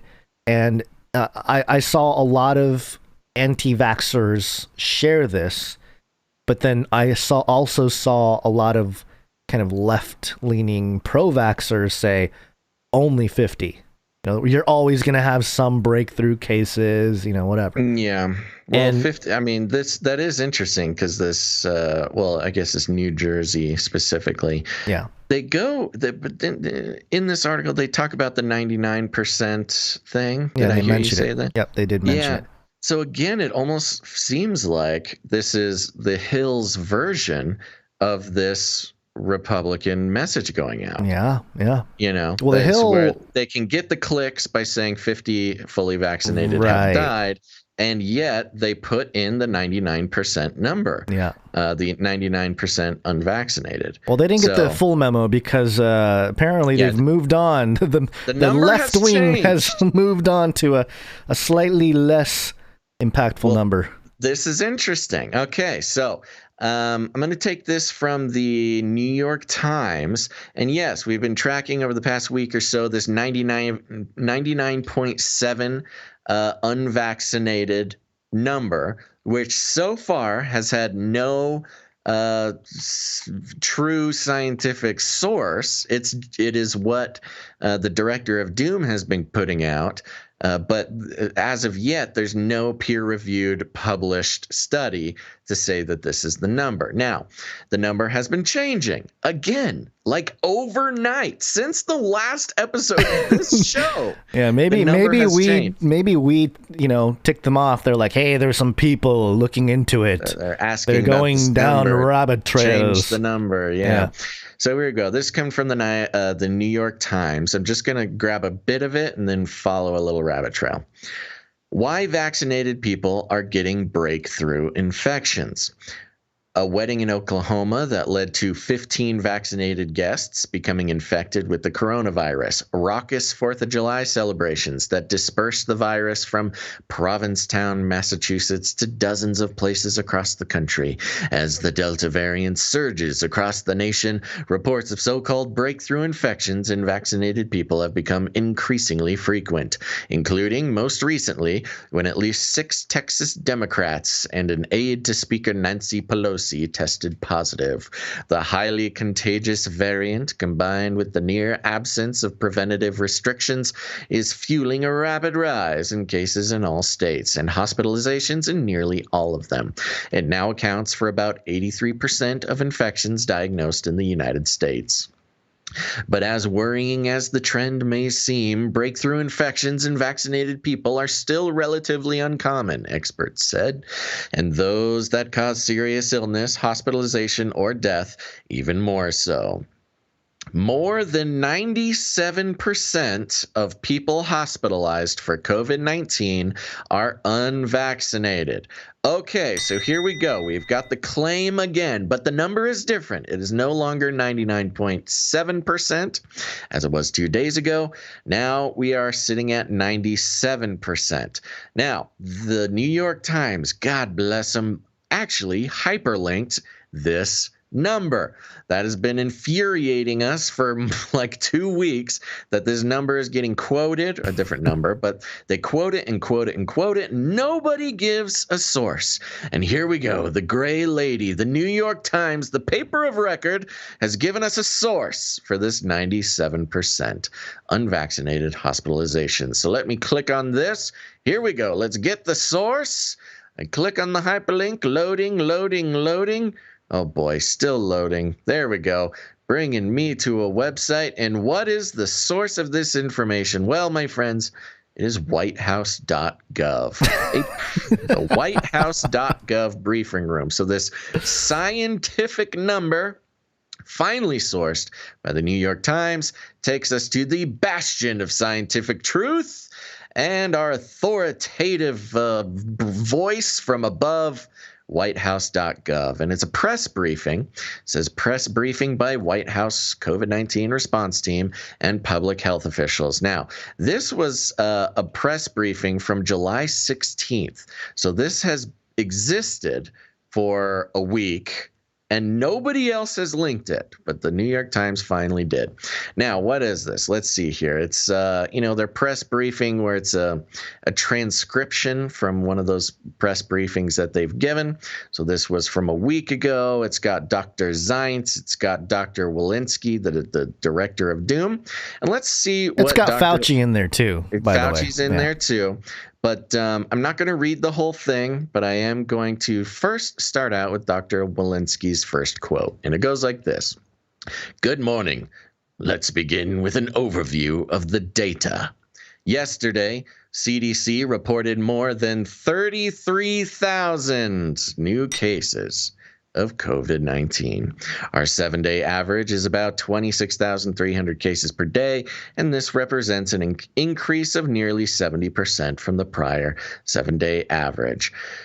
And then it goes on for a while, and not seeing the 97%, it's taken a while. So here's what I do. I head on over to Control F, because I'm just going to search this document for the numbers 97, and it takes me down about 100 paragraphs to where we finally get this. And this is a quote from Dr. Walensky, the director of Doom, director of CDC.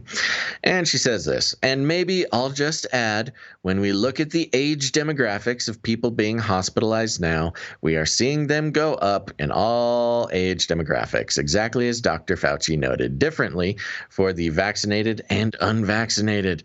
But importantly, over 97% of people who are entering the hospital right now are unvaccinated. And that is the only mention of the number 97 in this entire, 100-paragraph press briefing from the White House. So my dreams are dashed once again, Gons. We have no scientific reference for 97% of people being unvaccinated in the hospitals. It's just coming down from our illuminated ascendant masters on high at the White House, 97%. Who needs science or data or the peer-reviewed published reports to, inform policy on our COVID-19 practices? No, we just get it handed down to us. 97%, folks.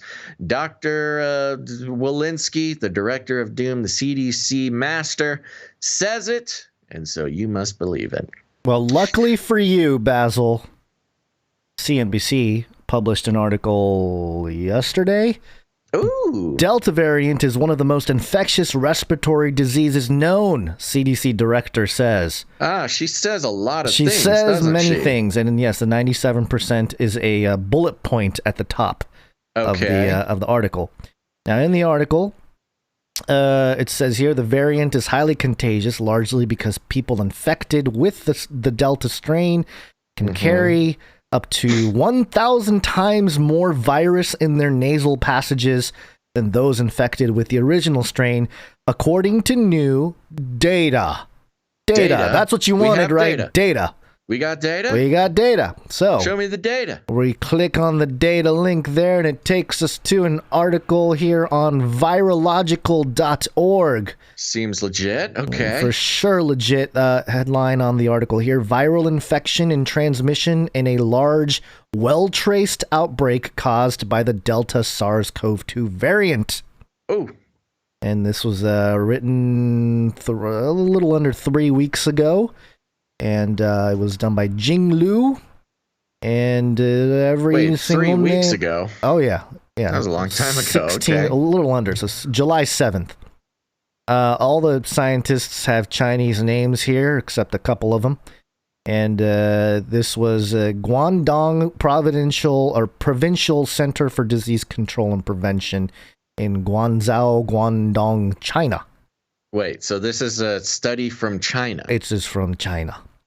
And in the summary here, first sentence of the summary, we report the first local transmission of the Delta SARS-CoV-2 variant in mainland China.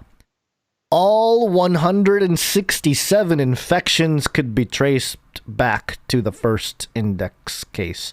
Ooh, that is quite the R0 score. 167. Somebody got a high score for infecting people with the Delta variant. 167 infections. And then it talks about the PCR test, and it even talks about and some of it here. I need somebody that's a little more well versed in this type of language to really parse out, and especially because it's translated from Chinese. Under results, here's what it says: from the first index case identified on May 21st, 2021, to the last case reported on June 18th, 2021, a total of 167 local infections were identified. And talks about some of the variants. Once a new infection was identified, his/her close contacts were immediately traced, centrally isolated, and daily PCR testing was performed. Okay. And it talks about the CT. Hold on, I think I had the CT. Yeah. CT value 24, and it actually gives us. That's not bad. It gives us. It gives. I don't necessarily want to read it because it gives like the different figures of the some of the charts here. So real quick, just to make sure everybody's following, you mentioned the CT. That's the cycle threshold count on the PCR tests, and for those who were late to class. The PCR testing is dependent on this cycle threshold. The higher the number of cycle thresholds, the more inaccurate, the more false positives that you'll get. They're doing it 24, which is a reasonable amount of CT.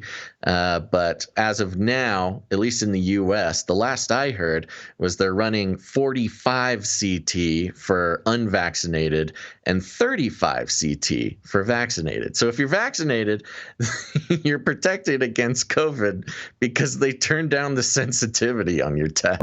Right. So here's what it says. And again, I might need you or somebody that understands this stuff better to really make sure that what we're saying here is accurate.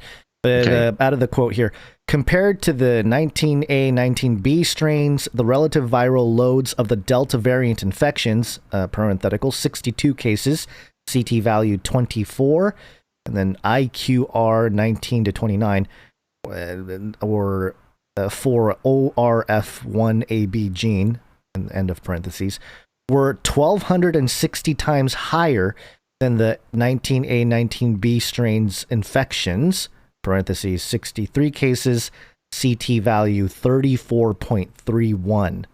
Oh, interesting. On They the day. tested those ones at a higher CT rate. Yeah, on the day when viruses were first detected. So there were 62 cases at 24, and then 63 cases at 34.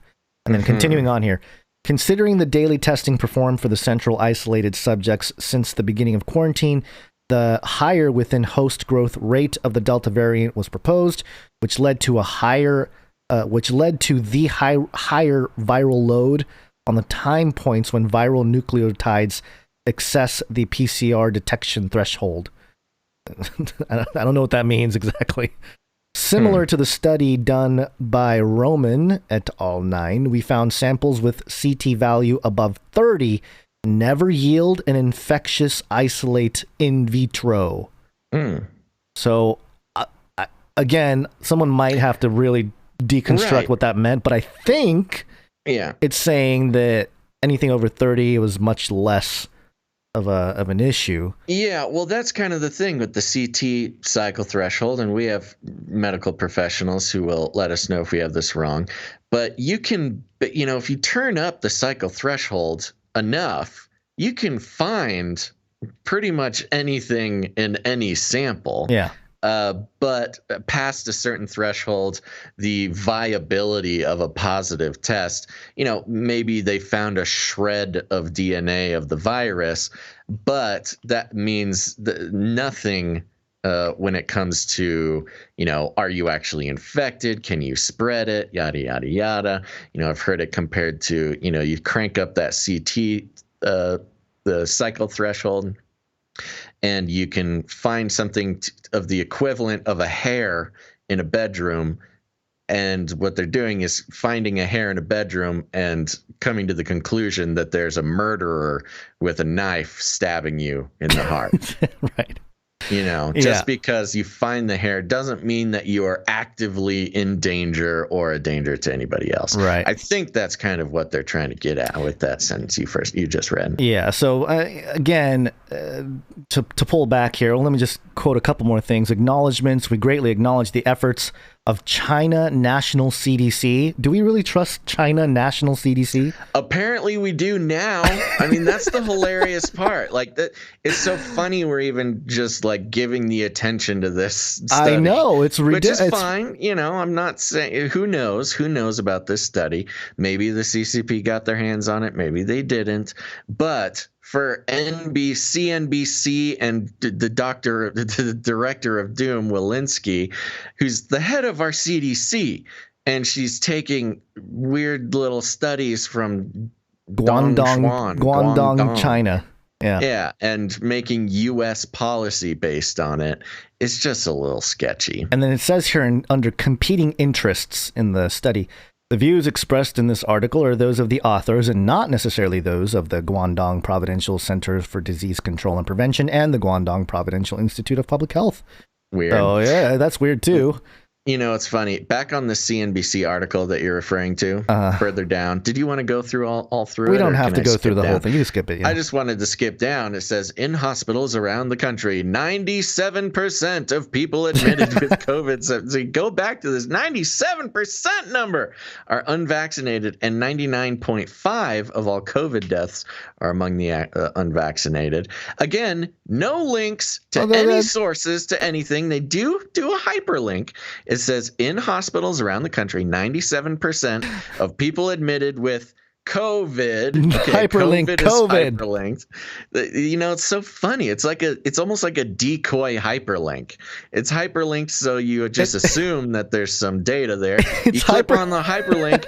It's just the COVID section of CNBC.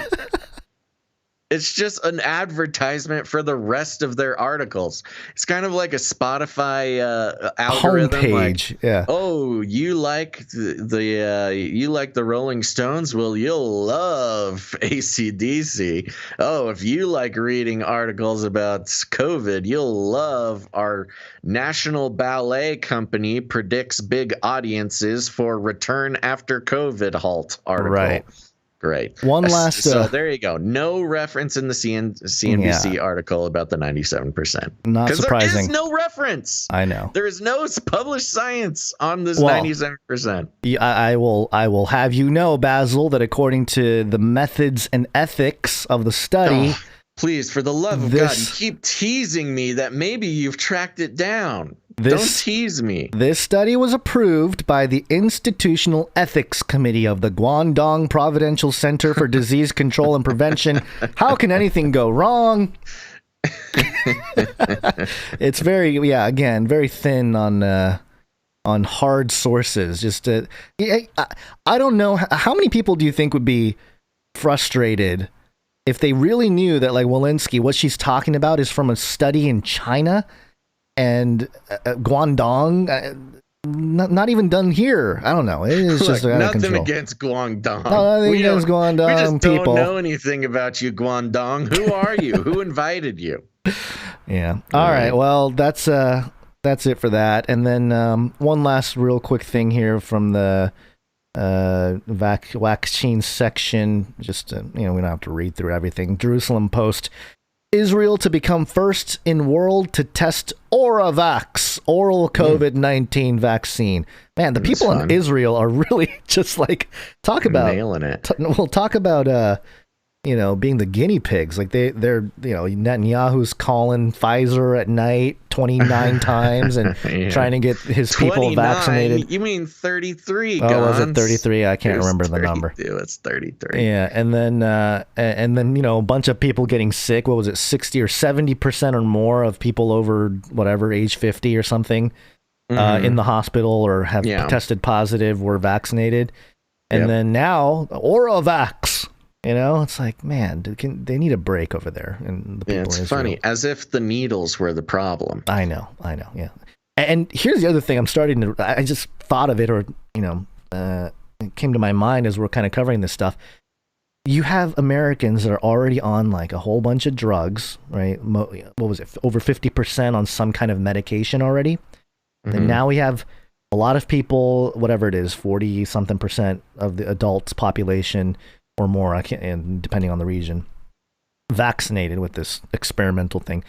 And then we have this Delta strain that can possibly get you sick. And at some point, how is this not like a depopulation agenda to get everybody to just drop dead from like all kinds of medication and virus and fear propaganda being a main driver of a lot of this stuff? Because it's one thing to be sick from, like a physical ailment. It's another thing to think you're sick. The psychological element is huge. I think people don't consider the psychological effects of headlines and stuff enough on people's health. But I don't know. It just feels like, man, eventually people are just going to start dying from just overexhaustion of everything. All the fear, the stress. The fear and the stress is certainly dangerous. Along with if you test positive, the psychology of like, oh my gosh, I have the coronavirus and I'm gonna probably die now because whatever. Well, the programming, Now this Oravax thing is interesting. Let me just skip down because I was like, what is this? It's a pill. It's a pill. I think vaccine. We covered it before. Yeah, we covered this a few weeks ago. Okay, that's interesting. Well, let me jump into this real quick because I'm thinking, part of the big problem that people have with the vaccine is that it's mRNA. It's weird, it's this weird thing, and people don't like the idea of turning their own body into a spike protein factory and changing, to just meddling with genes is kind of sketchy. A lot of people just don't like it for that reason. Skipping down here, Oramed, that's the company who makes this Oravax thing. Oramed's technology can be used to orally administer a number of protein-based therapies, which would otherwise be delivered by injection. Oramed is in the midst of a phase 3 clinical trial. Wow, that's further than than a lot of the vaccines made it through the U.S. Food and Drug Administration of an oral insulin capsule. Oh, okay, so they're doing an oral insulin. Yeah, so basically their big thing is they've made a technology that makes pills as effective as injection, which is pretty impressive. It says here, the new Oravax vaccine candidate targets 3 structural proteins of the novel coronavirus as opposed to the single spike protein targeted by the current Moderna and Pfizer vaccines, Kindron said. As such, this vaccine should be much more resistant to COVID variants. Even if the virus gets through one line, there's a second line, and if through the second line there's a third. The vaccine is being tested in preclinical studies. Okay, so it's still got a ways to go against COVID-19 variants, including the Delta one. The company completed a pilot animal study and found that the vaccine promoted the development of immunoglobulin antibodies and immunoglobulin A. immunoglobulin. You forgot G. Immunoglobulin G and immunoglobulin A. Globulin. Sure. I hope that clarified it for everybody. Good. Thank you, Gons. The protocol for the inaugural blah, blah, blah. So, it doesn't really state that this is or is not mRNA technology, except for they said they're not targeting the spike protein at all. So even if it is mRNA technology, it's not necessarily, at least as far as the science that we have access to right now, not pumping the spike protein, which, as we know through popular mainstream published science, a lot of that evidence shows that the spike protein itself is problematic. Well, so I don't know. It could be an interesting alternative for those holding out against mRNA and spike protein. What was the percentage of people that were vaccinated in Israel? It was pretty high, wasn't it? Yeah, it's extremely high. Extremely high. One of the highest in the world. Yeah. And to my point about people, getting pumped full of drugs, you have all those people that took the mRNA vaccines, and now a whole bunch of them are going to take this Oravax thing on top of it. Maybe. Oh my God. Well, at some point, the immune system of just normal people are going to start failing. Well, what it is I don't know. I don't know if it's going to start failing, Gons. That's disinfo. You can't say that. We don't know that. The science doesn't show that. I'm not saying as science. I'm saying just in general, it can't be good for you to take all these vaccines in general. Whether it is or whether it's not, I don't think that's the point. The point is that, we've already seen in the published science for the current vaccines that the Pfizer specifically wipes out any previous immunology that you have or immunity that you have. Like if you recovered from COVID and you have the antibodies, the Pfizer vaccine wipes out those antibodies and replaces it with whatever the Pfizer antibodies are. And so, if you compound that, taking vaccine after vaccine after vaccine, I mean, there's a potential here to basically just have an entirely sort of synthetic immune system as far as COVID goes. And, you take out any role that your natural immune system would be playing in it. Yeah, I don't know. There's a Yahoo Finance article here that mentions Oravax is the exclusive owner of VLP, that's virus-like particle vaccine technology. So the patents. I'm sorry, say that again. Virus-like particle vaccine technology. Virus-like particle. Okay. Yeah, virus-like particle. So interesting. VLP. I have no idea what that is, but well, I don't either. I'm just saying they have the patent. But they're not claiming mRNA, I guess, is a point to be taken from that. I guess, but that can also be an interesting thing to keep track of because, based on the Salk University study and how spike proteins in general can have all kinds of different issues. Right. You have a whole bunch of people that took it, and maybe a year later they're like, the whole spike protein thing wasn't a good approach. And you have a whole bunch of people. That's again like part of this thing. That's why they're making a big deal. Like, don't worry, this isn't spike protein. It's kind of like they're trying to swoop up the rest of the market. It's like an alternative product. Yeah, I don't like mRNA or spike protein. Well, here you go. Find something wrong with this one. I don't like the oral thing either, because you can't really not spike. You can't like accidentally, maybe not even accidentally. You can't secretly give someone a vaccine shot. Like you if you're gonna get a vaccine, like you're sitting, you gotta, the arm wiped down. You gotta. You can get shot with a bow and arrow or something. Somebody can dose you with this oral technology. Yeah. Ah, yes. Well, this is where like the food, the water supply or something. Yeah, right. Okay, I see what you're saying. Yeah. Anyway. I mean, look, if we're gonna put our tinfoil hat on, if they created an orally viable vaccine, there's nothing saying that they're not just gonna put it in your Pop-Tarts. They may even tell you like, hey, we were to get rid of the inconvenience of coming to the thing, we're just going to put it in your water supply, and then you can just, you take a shower and you'll be vaccinated. Super crispy, crunchy Cheez-Its now with Oravax. All right. Let's keep moving. I'm time. Keeping track of the time. I have an absolute hard out I have to hit. Yep. Okay. We're going to get into some straight politic, and we ended the Waccine section with this Israel story because it launches us into some Israel political news. It's Latin for many. Tick. Now suck your blood. Politics. Zionist pig! Woo! Okay, this is coming from timesofisrael.com.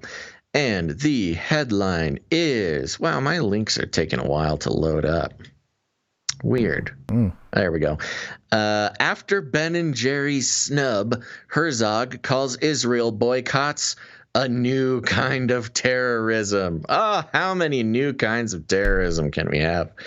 President Isaac Herzog calls boycotts of Israel a new kind of terrorism on Wednesday, joining a chorus of Israeli officials who have ripped into Ben & Jerry's over its decision to cease ice cream sales in West Bank settlements in East Jerusalem. Quote, the boycott against Israel is a new type of terrorism, economic terrorism that seeks to harm Israeli citizens and the Israeli economy. We must oppose this boycott and terrorism of any kind, Herzog said during his remarks at a memorial event for former Prime Minister Yitzhak Shamir. Terrorism of withholding your ice cream. You won't give us your ice cream? Terrorists! My, what? And to be clear, look, I know so many people have some thoughts on this thing, and we didn't even cover the Ben & Jerry's. No, we didn't, because I was like, whatever. But then, I didn't know it was going to blow up like this. It caused all the officials in Israel called them terrorists. Yeah, I don't know if we need to go too much into it, but so Ben & Jerry's, for those who missed it, out of protest for against Israel, stopped selling Ben & Jerry's ice cream. Not even stopped. They announced they will stop selling it, not in Israel, just in the West Bank settlements in East Jerusalem. They're still selling it technically in Israel, just not the West Bank settlements in East Jerusalem. So that's just like, there is not all Israel or not selling their ice cream to Jews. Just some parts of Israel aren't getting the ice cream. And people exploded over this. Calling it terrorism, calling it anti-Semitic, calling it economic terrorism. I mean, this is just bizarre. Yeah, this is. Do you have something? Should we read on? Because this talks about the BDS campaign. No, you can mention. Yeah, you can read it. So, just so everybody knows exactly the background of this. Quote, the BDS campaign does not pursue peace and seeks to undermine the very existence of the state of Israel. Okay, look, I know the ice cream is good, but them not selling the ice cream does not undermine the very existence of the state of Israel. Now, BDS, what is it? This is boycott. Oh gosh, do you remember what this boycott? Is it divestments and sanctions? Yes, Yeah. boycott, divestment, and sanctions. This is a whole movement. It's a campaign it's basically a boycott of Israel. Yeah. Divestment meaning, give up your investments in Israeli companies, and it's all based sanctions. it's all based on the Israel's oppression of Palestine. Yeah, and so it's taking that side of the argument with these that BDS tension. campaigns. Yeah, they're basically, let's put pressure on Israel to be nicer to Palestinians, is what it is. So the BDS campaign does not pursue peace and seeks to undermine the very existence of the state of Israel. It is aiming its arrows at the Israeli economy, he continued, insisting that all Israeli leaders over the years would respond aggressively to such measures directed against the Jewish state. The comments were lambasted by the Palestinian Authority Foreign Ministry, which said in a statement that, quote, the occupation is terrorism itself. It is the worst kind of terrorism. Quote, the Israeli president should thank Ben & Jerry's. They're an alarm bell. Either Israel wakes up from its occupation and works to end it, or it will face a total boycott, the PA Foreign Ministry added. Yair Golan from the left-wing Maretz party was similarly critical of Herzog's characterization of the boycott. The former deputy IDF chief of staff tweeted at Herzog, writing, here's a tweet, quote, as someone who knows terrorism and has been fighting terrorism all his life, what is happening in the international arena is not terrorism. We must fight against the boycott with one hand and for a two-state solution with the other. But using concepts drawn from the world of violence is not the way. An ice cream boycott is not terrorism. I'm sorry, but I don't understand how they can even call this terrorism when they are like blowing up buildings, in occupied areas. It's like, how? Look, we are a constant reminder that it is very difficult to really pin down the objective sort of status of the Israeli-Palestinian conflict. Yes. The more we try to understand it, the more confusing it gets to us. But yes, equating not selling ice cream in half of your country to terrorism. Look, we don't even need to pick out specifics. Forget, warnings and rockets and, hey, we're blowing up your building. Here it comes. Missiling buildings and, stealing people's houses and everything like that. Not selling ice cream in a market is not terrorism. I wanted to get to the one part here. The news was met with furious condemnation in Israel, with Foreign Minister Yair Lapid vowing to ask dozens of U.S. states to activate their anti-BDS laws to punish the ice cream company. So you have a foreign minister of Israel saying he's going to ask U.S. states to punish an ice cream company. What in the world is going on where we have foreign leaders who are trying to get U.S. states Basil, to punish ice cream companies on behalf of Israel? I mean, there's a lot of talk about how much does Israel control. I was going US to say policy. They won't even consider this unless they knew they had dog collars on certain areas or certain states in the U.S. I want to know what states he's going to call up. What state do you live in, dear listener, dear producer? Do you live in a state who is going to get a call from the Israeli foreign minister to sue Ben & Jerry's for not shipping ice cream to Israel? What exactly? Like, who is wearing that dog collar in the U.S.? Please tell me these states who are going to answer that call and on behalf of Israel sue a U.S. company. I cannot wait to get this list of states. Ben & Jerry's started in Vermont, so it could be. This might be an East Coast thing to spread west. It's not about that. He's asking. I know. I understand that. I'm just looking for the home state of Ben and Jerry's because maybe they know something we don't in terms of. Well, of course it's hitting Vermont. Hitting him. Start at the heart of where Ben and maybe he had a bad experience with one of the flavors or something. Oh, I'm just saying, it's not a surprise that it's Vermont. That is, what's his face? Bernie Sanders' constituency. Oh, there you go. Yep. There you go. Well, all right. It's not just Ben and Jerry's. It's my ethnic people too, Basil.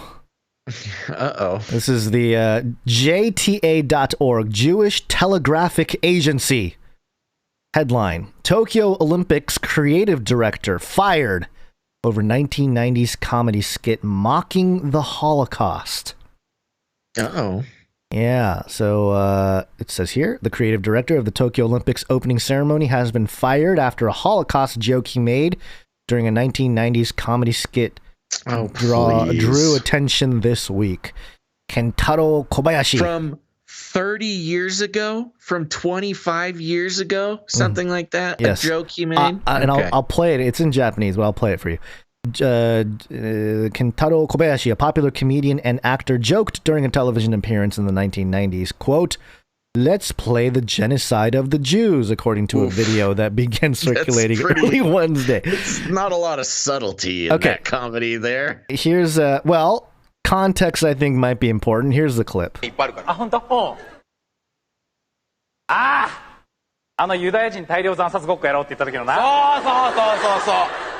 戸田さん怒ってたな。 Okay. It's looping. Okay, so as these two guys are sitting there, they're talking, and I asked my mother because I was like, I want like a direct translation of what's going on here. And, let's play the genocide of the Jews is kind of not exactly the translation. Okay. But, I mean, it is just as egregious in some ways because what the guy was referring to was a past skit that they had done where allegedly they were playing the genocide of the Jews or something like it. Oh, so he wasn't even necessarily suggesting it. He was referring, it was a callback. It was like a callback to when they had done it before. Whether they really did it or not, I don't know. But maybe it's part of the joke, but it's a joke. It's not, I get it. I get it. But also 30 years ago. How far back are we gonna go? Well, Justin Trudeau and his blackface was less than 30 years ago, and he's still head honcho in Canada. I have a very narcissistic theory about this.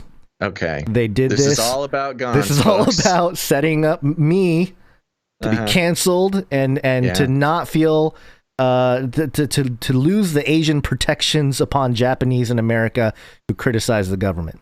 Yeah, well, you certainly don't get any extra protections over in Tokyo, so... No. Yeah, watch out. You got a target on your back.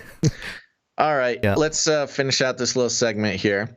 Okay. We've got an article from Reclaim the Net. Am I familiar with Reclaim the Net? I don't know. The headline. You just asked yourself, are you? What is it? It's an outlet that reports on various censorship issues. Okay, sure. So, which is why I reclaim the net, Got it. Yeah. The headline, YouTube deletes 15 videos from Brazilian President Jair Bolsonaro.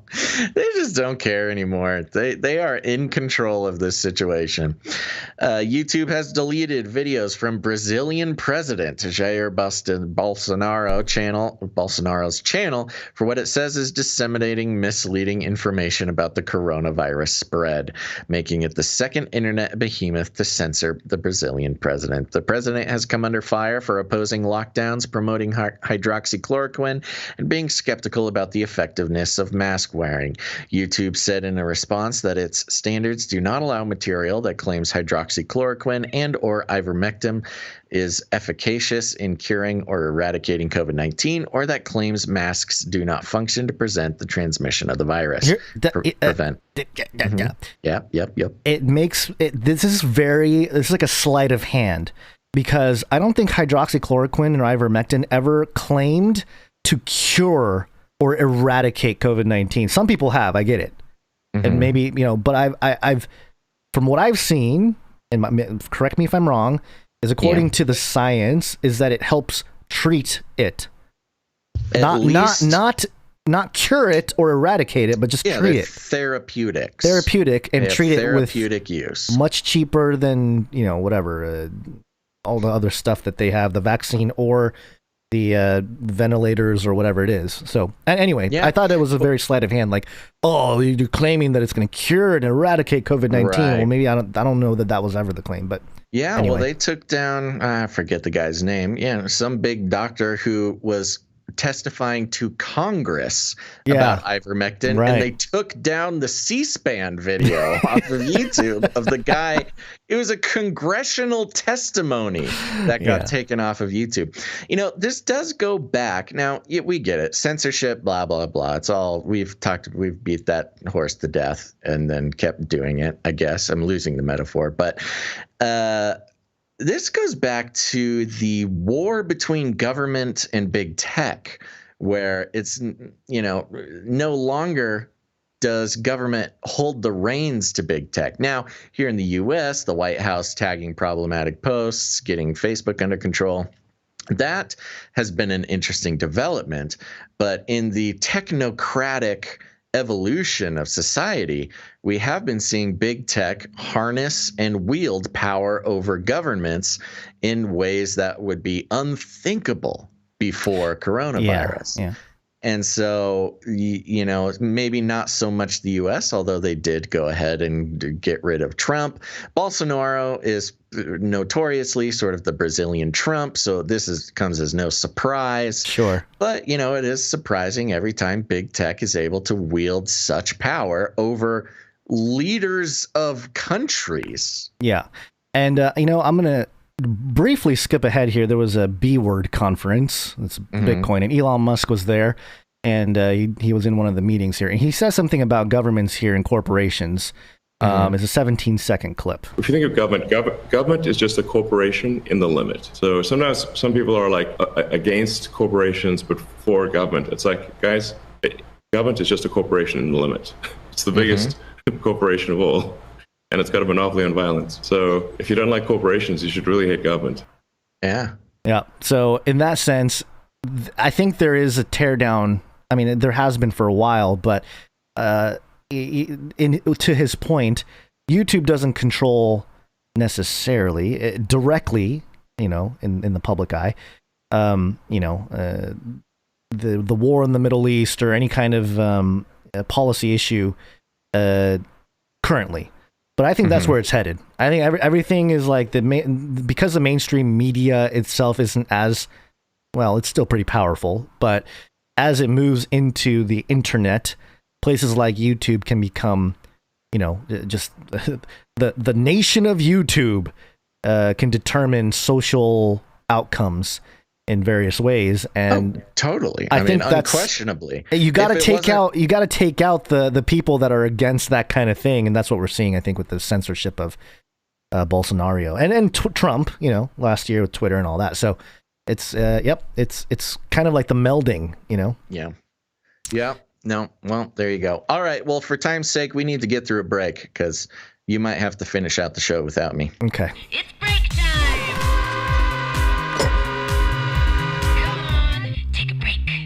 All right, folks, we're going to take a quick break, but don't go anywhere because after the break, we're going to be checking in with some current geoengineering going on over in Dubai. We got an update on the Great Reset, some electric car apocalypse going on in California. And, of course, we're going to catch up with one of the four horsemen of the technocalypse, Elon Musk, and all sorts of fun clips from that conference, the B-word conference, Bitcoin conference that Elon spoke at, and a little 666 update at the end. So lots of great material still to come, but we're going to take a moment and thank some of our producers. That's right. I said producers. That's because we are on the value for value model, baby. You may notice no advertisements, no affiliate codes, no freedom phones, FBI spying devices for sale. Nothing like that, folks. We are completely free from the corporate sponsorship system, which gives the illusion of supporting independent media while trapping them in a golden cage. That's right, no corporate money whatsoever, because as Adam Curry says, every corporate sponsorship is a form of censorship. We're lucky, Gons. We're lucky fellas. We get to continue creating the independent media we do, all because, almost explicitly because, we have refused corporate money in every opportunity it has been presented to us. Now, a lot of independent media, they've bent the knee, as it were. And look, we get it. You do what you got to do. And maybe they didn't have all the information at the time. But when you start taking money from corporations, there are all sorts of subtle and not so subtle pushes that determine what you are and are not allowed to talk about. And thankfully for us, we never got lured into that trap. And it's only because of the participation of our producers in the value for value model. That's right. It's a simple model. We create value. We do it 3 times a week, and we do it as much and as the best we possibly can. And if you get any value out of what we do, you have the opportunity to put value back in. And it's the only way that it works. It does not work any other way. We've got, it's your, kind of like the vaccine. It's up to you. It's your choice. You don't need to participate in the value for value model. But if our producers all of a sudden decided, the show's not worth our time or our support, then you know what happens? The show just goes away. But today is not that day, because we've got producers to thank. Gons, are you ready? Yep. Okay. Sorry, got distracted. That's okay. Sister just verified, or I guess made it 100% official that she is pregnant. Oh, wow! Very exciting. Yep. We got Uncle the ultrasound. Gons. Oh, I know. Yeah. Now you're. Were you an uncle before? Is this a first? No, I was an uncle before. Okay, well, crazy Uncle Gons. I've been the crazy uncle. Come on. Okay, good. Yeah. All right. Well, that's very exciting news, which gives us reason to celebrate, and we'll celebrate some producers now. The first way. Oh, was there anything you wanted to say about the value for value model? No. I think you covered it, and we're short on time, so yeah, we got to you got zoom it through here. So, all right, here we go. So we want to thank some producers, and these are them. The first place that you can become a producer of the Canary Cry News Talk Family Hour is by heading over to patreon.com/CCNT for Canary Cry News Talk. That's patreon.com/CCNT. And we have one new producer over there, Gons, and that is producer Pizza Rat. All right. Thank you, Pizza Rat, as long as we're talking about, We're talking about the Pizza Rat. Yeah. The New York video of the Pizza Rat, the rat eating pizza in the subway. He's finally come on as a supporter. Thank you, producer Pizza Rat. Pizza Rat sends a note. He says, I don't have much income. Well, you are a rat who eats pizza from the trash. So we understand. It's okay. We appreciate your producership. But I can do $1 a month. Hey, we're very thankful for that, Pizza Rat. I buy other stupid, trivial things. I listen all the time, mostly on Spotify. Thank you all very much. Well, Pizza Rat, we understand, and we appreciate your producership nonetheless. Thank you very much, producer Pizza Rat. Is this Splinter? See the Pizza Rat? I don't know. Maybe it's Splinter's nephew or something. Okay. Yeah. Okay, that's it for patreon.com/CCNT. Now, we do have another Patreon account. It's called patreon.com/CanaryCry.Radio. Canary Cry Radio is a different show. You are currently listening to Canary Cry News Talk, our news talk program, but Canary Cry Radio is our interview-style show we've been doing since 2012. We highly recommend you go listen to that. But patreon.com/CanaryCry.Radio. We're going to thank those producers, and they start out with Darth Colossal Yader. What? Yeah, producer Darth Colossal Yader. No, Vader. It's Colossal Vader. Settle down. Darth Colossal Vader, thank you so much for your producership. I don't have time for your chit-chat, Gons. Okay, sorry.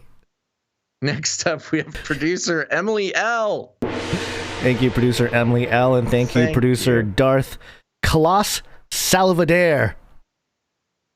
Okay. However you want to do it. I mean, this... Okay, whatever. However you pronounce it. It's spelled Colossal Vader. I know, like I'm just messing with Vader. you. Oh, okay. I thought maybe you knew something I didn't know. No. Well, thank you to both Colossal Vader and Emily L. for your producership. But, wow, I just forgot the name of Patreon. Patreon is not the only way to become a producer of the show. That's right. A lot of people don't like Patreon. That's why we have CanaryCry.Radio.com/support. CanaryCry.Radio.com/support. Wee! That's right, CanaryCry.Radio.com/support. Visit it. Go there. It's a little janky right now, so don't be put off by the strange website. We're working on fixing it. We had a little delay. It's okay. We'll get better, but it still works. And you can read about the value for value model. You can read about the Canary Cry Roundtable of Knights and Dames. You can support the show in all sorts of ways, including cryptocurrency. You can also come in on PayPal with a recurring monthly producership, a nice set it and forget it if you want to commit to supporting the show on a monthly basis. But if commitment is not your thing, you can come in with whatever amount you want in a one-time producership. Gons, who do we have coming in over there? Coming in on the PayPal. We appreciate all the Knights and Dames and monthly producers sticking to us or sticking with us and producing the show. First up, sticking to us by becoming a producer. The first one to thank is Little Winged One. Little Winged One, thank you very much. Little Winged One sends, glad you're back, and sends a note. Says, greetings, gentlemen, for Little Winged One. See email. Okay, I will see email. As you might remember, I am a YouTuber, and as a profession, a trained milliner or hat maker. In answer to your question about the Bezos hat, he, of course, bought, look, Gons, this is why we have the best producers in the world. I was smitten by Jeff Bezos's hat. We did some sleuthing. We couldn't quite find it. Even the most trustworthy style blogs of the internet could not track down this hat. And yet we have a professional hat maker who tracked it down for us. So Little Winged One comes with the report. He, of course, bought it at an upscale Aspen hat shop instead of gaining cred and getting a Texas original. See, that's why we couldn't find it. It was a custom job in Aspen. But Little Winged One continues, I would gladly copy it for you, Basil, as my treat, if you wish. This is a simple hat and not a Stetson. See, Bezos didn't even go with the Stetson. Here's a link to the shop where he is friends with the owner. It's called Grit, which on him it is certainly not. And it's true. I visited this custom hat shop here, their website in Aspen, and on the picture, the very first picture that was linked to us is the Bezos hat, and it is interesting. It's got a different shape to it than sort of your regular Stetson or retail sort of cowboy hat. It seems to be some sort of custom job. And Little Winged One, our Canary Cry milliner, has offered to copy it, create it for me, and I have taken her up on that offer. And so hopefully, I don't know what the timeline on this looks like, but I have accepted. This is some real value for value Little Winged One is bringing to the show, and we'll be working on getting a custom copy of the Bezos hat. My dreams are coming true, Gons. And it's all thanks to Little Winged One, who does have a YouTube channel. We recommend everybody go check out Little Winged One on YouTube. She covers all sorts of funky stuff, just like we do. So there you go. Thank you very much, Little Winged One, for your producership and for making all of my wildest dreams come true. Yeah, we have like our own wardrobe producer now. I know. I'm feeling so fancy. Yes, I can't wait for this. Don't worry, everybody. I'll wear it on the show. Yeah, I was gonna say, I'm a little jealous. You get the hat. Well, we'll see how it goes. Maybe a little winged one can do some more custom jobs. We'll see what happens. We'll have to see how you can wear that thing with your googly eyes. I'll figure it out. I'm definitely going to wear it every day of my life, and also in the shower, in the bathtub, and in space, as it was meant to be worn, as God intended. That cowboy had to be worn. All right. Thank you, little winged one. Thank you, little winged one. Next up, we have producer Jessica L. Woo, thank you very much, Jessica L. Now, Jessica L had a little situation, came in, supported the show, and then forgot to leave a note, supported the show again, forgot to leave another note, and supported the show again. So thank you very much. Your original one there came in for $43. Not exactly sure what that means. Maybe that's, we had some other number of this. Maybe, we had Tristan H coming in with $1 per hour. Maybe Jessica L's coming in at $10 an hour. I don't know. The note reads, just want you to feel the love. I appreciate the long episodes and your good vibes. Always cheering for you, and I laugh with you and love and appreciate you both. Thank you for doing what you do. Sincerely, you really make a difference. Wow. Aw, thank you. Wow, what a lovely thing to hear. Thank you very much, producer Jessica L. And thank you for producing the show 3 times to get the note through. We appreciate that very much. Yeah, I appreciate that. Very kind words. Yes, thank you for that, Jessica L. Next up, we have producer Suriel. Suriel, thank you very much. Suriel comes in $33.34 from Suriel. It's my birthday on 7/23. That's the day. As I transition beyond my Illuminati handler age into 34. Oh, you made it. I see. Yes, she's one of our Illuminati handlers, but transferring out of the Illuminati handlership with 3334. I've come out of the madness of yesteryear much wiser. I've followed Face Like the Sun and Canary Cry since 2011-2012, anticipating AOD4. Bring it on, Gons. Yeah. Thank you very much, Suriel. And yeah, long time. We got an OG listener here. Yep. It's my birthday. It's my birthday. Happy birthday to me. Let's see. That means, Suriel has been listening for 10 or 11 years now. Very impressive. Yeah, that is impressive. I can't even listen to myself for like 20 minutes.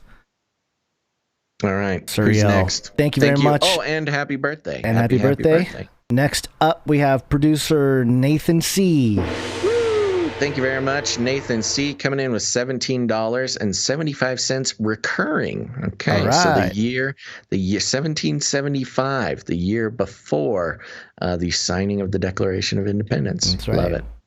Next up, we have producer Malik W. Thank you very much, Malik W. And Malik W. is on a streak. 4 episodes in a row and sends a note. Psalm 59-10. I will take no bullock out of thy house, nor he-goats out of thy folds. For every beast of the forest is mine, and the cattle upon 1,000 hills.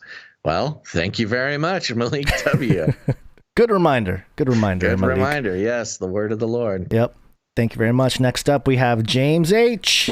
James H. coming in, and James H. is on a streak. 2 episodes in a row, making it happen. Thank you very much, James H. Thank you. And James H., I feel bad because he always drops out. He starts a streak and then has to start over. Whoa, calling him out.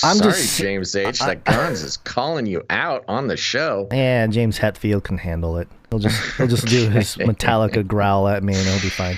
Well, you're back on a streak, James. Thank you very much. Next up. Yeah. What?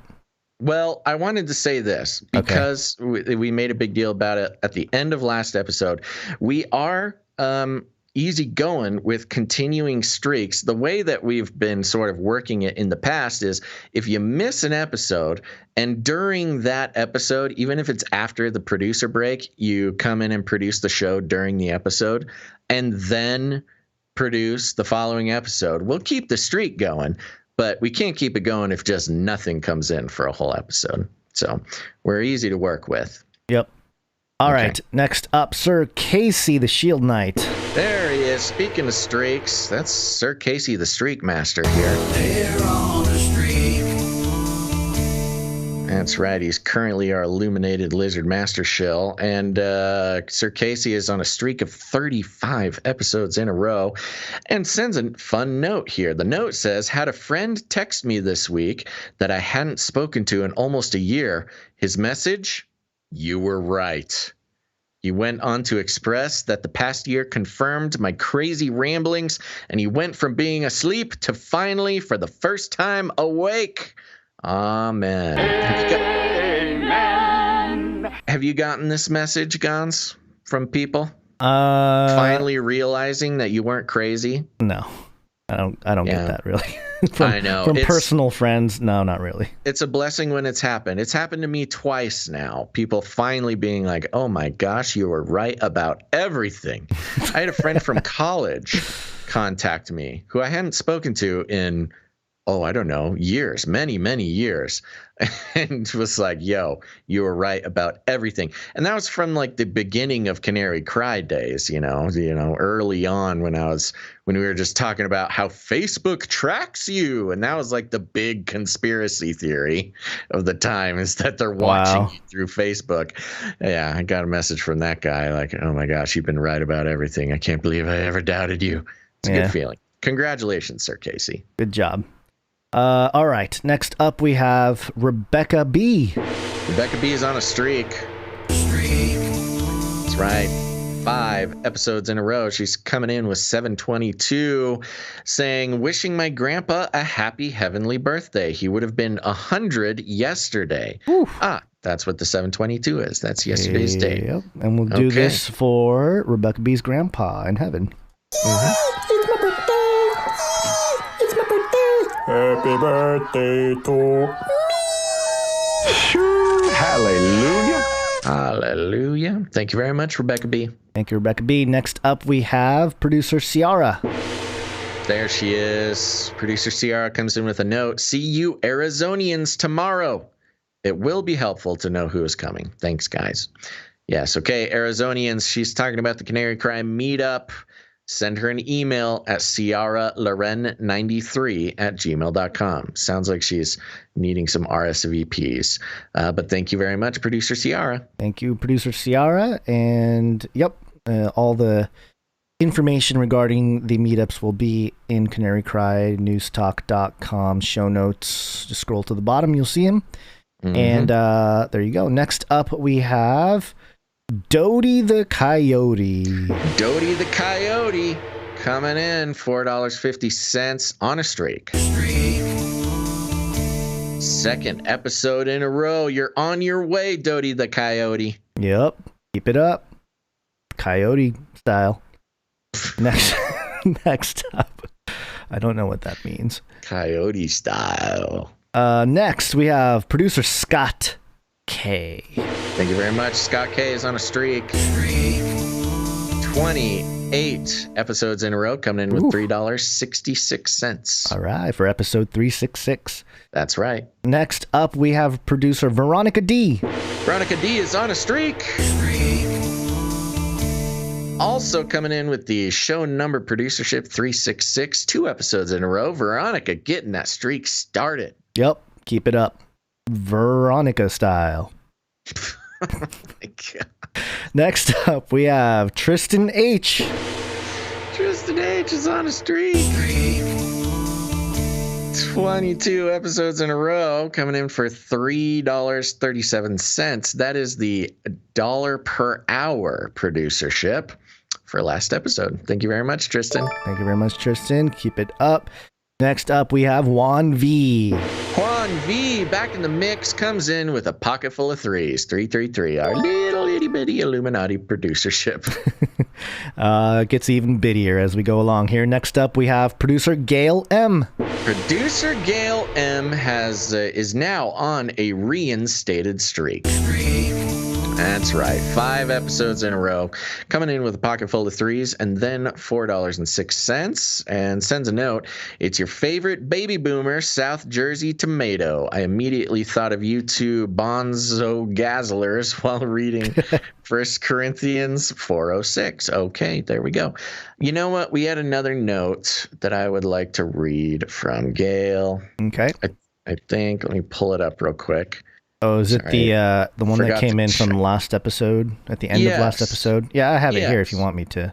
Okay, well, I have it here too. So, okay, go ahead. Yes, Gail was the one who came in at the end of last episode, caused a little hiccup. No big deal. We are reinstating her streak because she did produce the episode during the episode last episode, and sent a note here.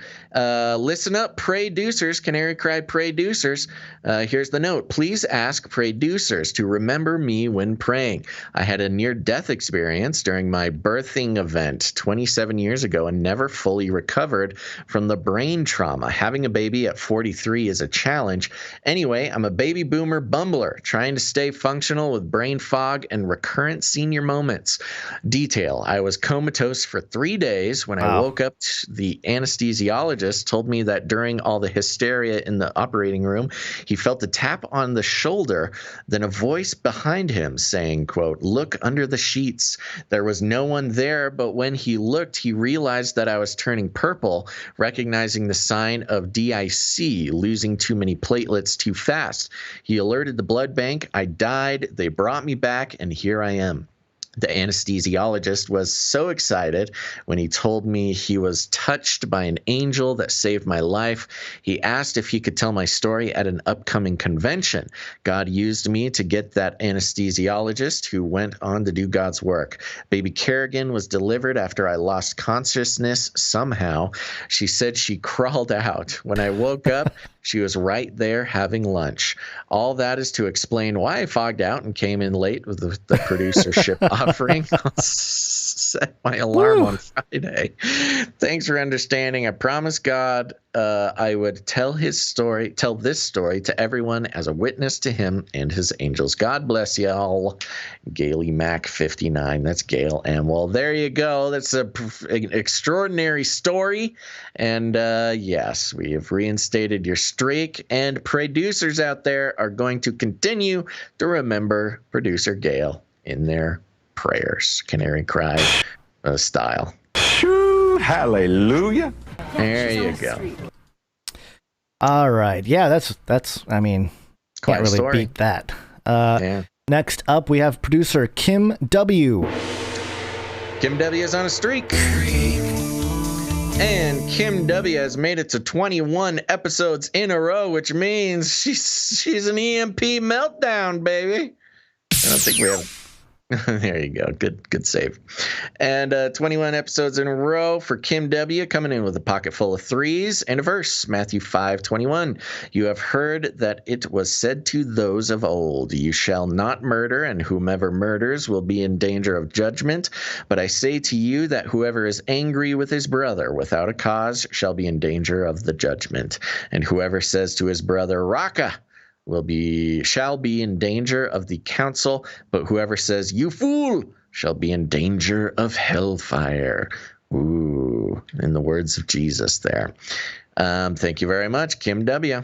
Thank you, Kim W. And just a reminder that Kim W's meetup is happening on August 7th at Estacada. It's the Oregon/Southern Washington meetup. And if you want to contact her, it's maidservantofchrist88@protonmail.com. And again, the information will be in the show notes, CanaryCry.Newstalk.com at the very bottom.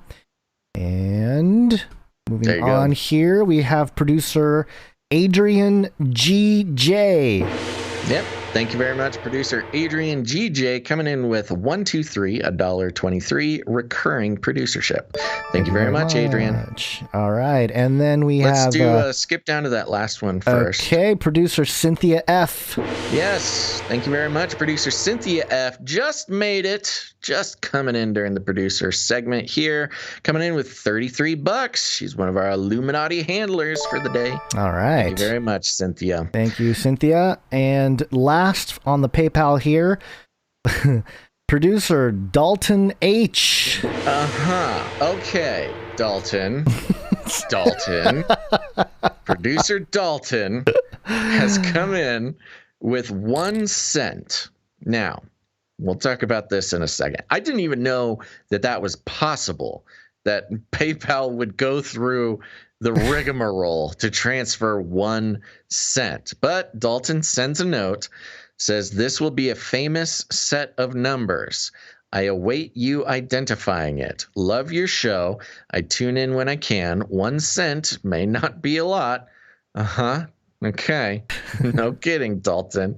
1 cent may not be a lot, but I assure you it will grow, he said cryptically. Gons, you're so cool. Basil, your googly eyes cool. Okay. Thank you for the note, Dalton. Now, we have never had this happen before. And look, we appreciate all of our producers, big and small. But Dalton is certainly putting that protocol to the test here. Well, I will say, with all of these producerships, PayPal does skim a little off. Just a little bit. But this was so small, PayPal couldn't even PayPal was like, off. I don't know. What do we do? All right. So here's the thing. We've never had to address this before. We're letting this happen, Dalton, because apparently there's some sort of code that's going to be coming through. Okay. And we love mysteries and figuring out what's going on. He awaits us identifying it. He loves the show. Thank you. And also said, I assure you it will grow. Well, I can't wait to see that happen. But also, it certainly couldn't shrink, Dalton. So I am curious to see where this goes. I guess I only bring it up because there is a sort of horrifying future, Gons, that if we get caught in, calling out 1 cent producers, that we'll have just like 1,000 people sending in a cent, and we'll have to read the names. So I'm assuming that's not going to happen. I'm intrigued by Dalton's note, and we'll see where this goes.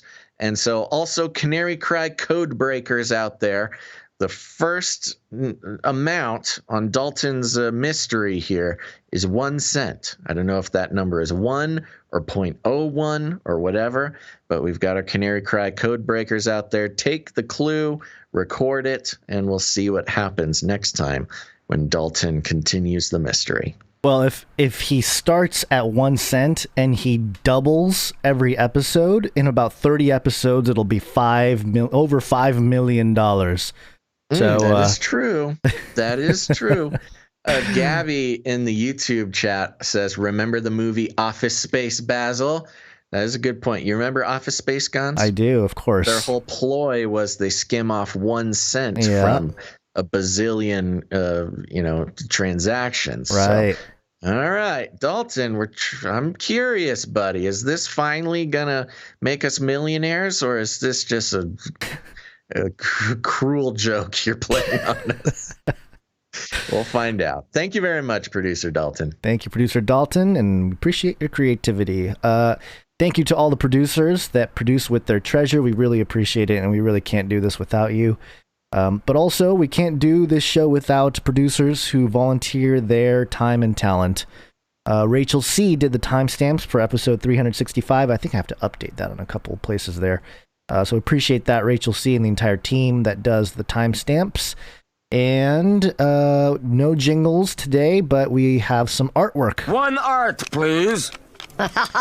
And the first one comes in from Dame Allie. One art, please. One art, please. Another one from Allie now. Here it is. And Dame Allie has a depiction of Jeff Bezos in his spacesuit and his cowboy hat, and Basil behind him, sort of creepily reaching for the hat. I'm sneaking up on Jeff Bezos, getting ready to snatch his cowboy hat. I identify with this quite a bit. I'm loving the definition that Ali has given me in my shoulders there. Look at the shoulder muscles on that one.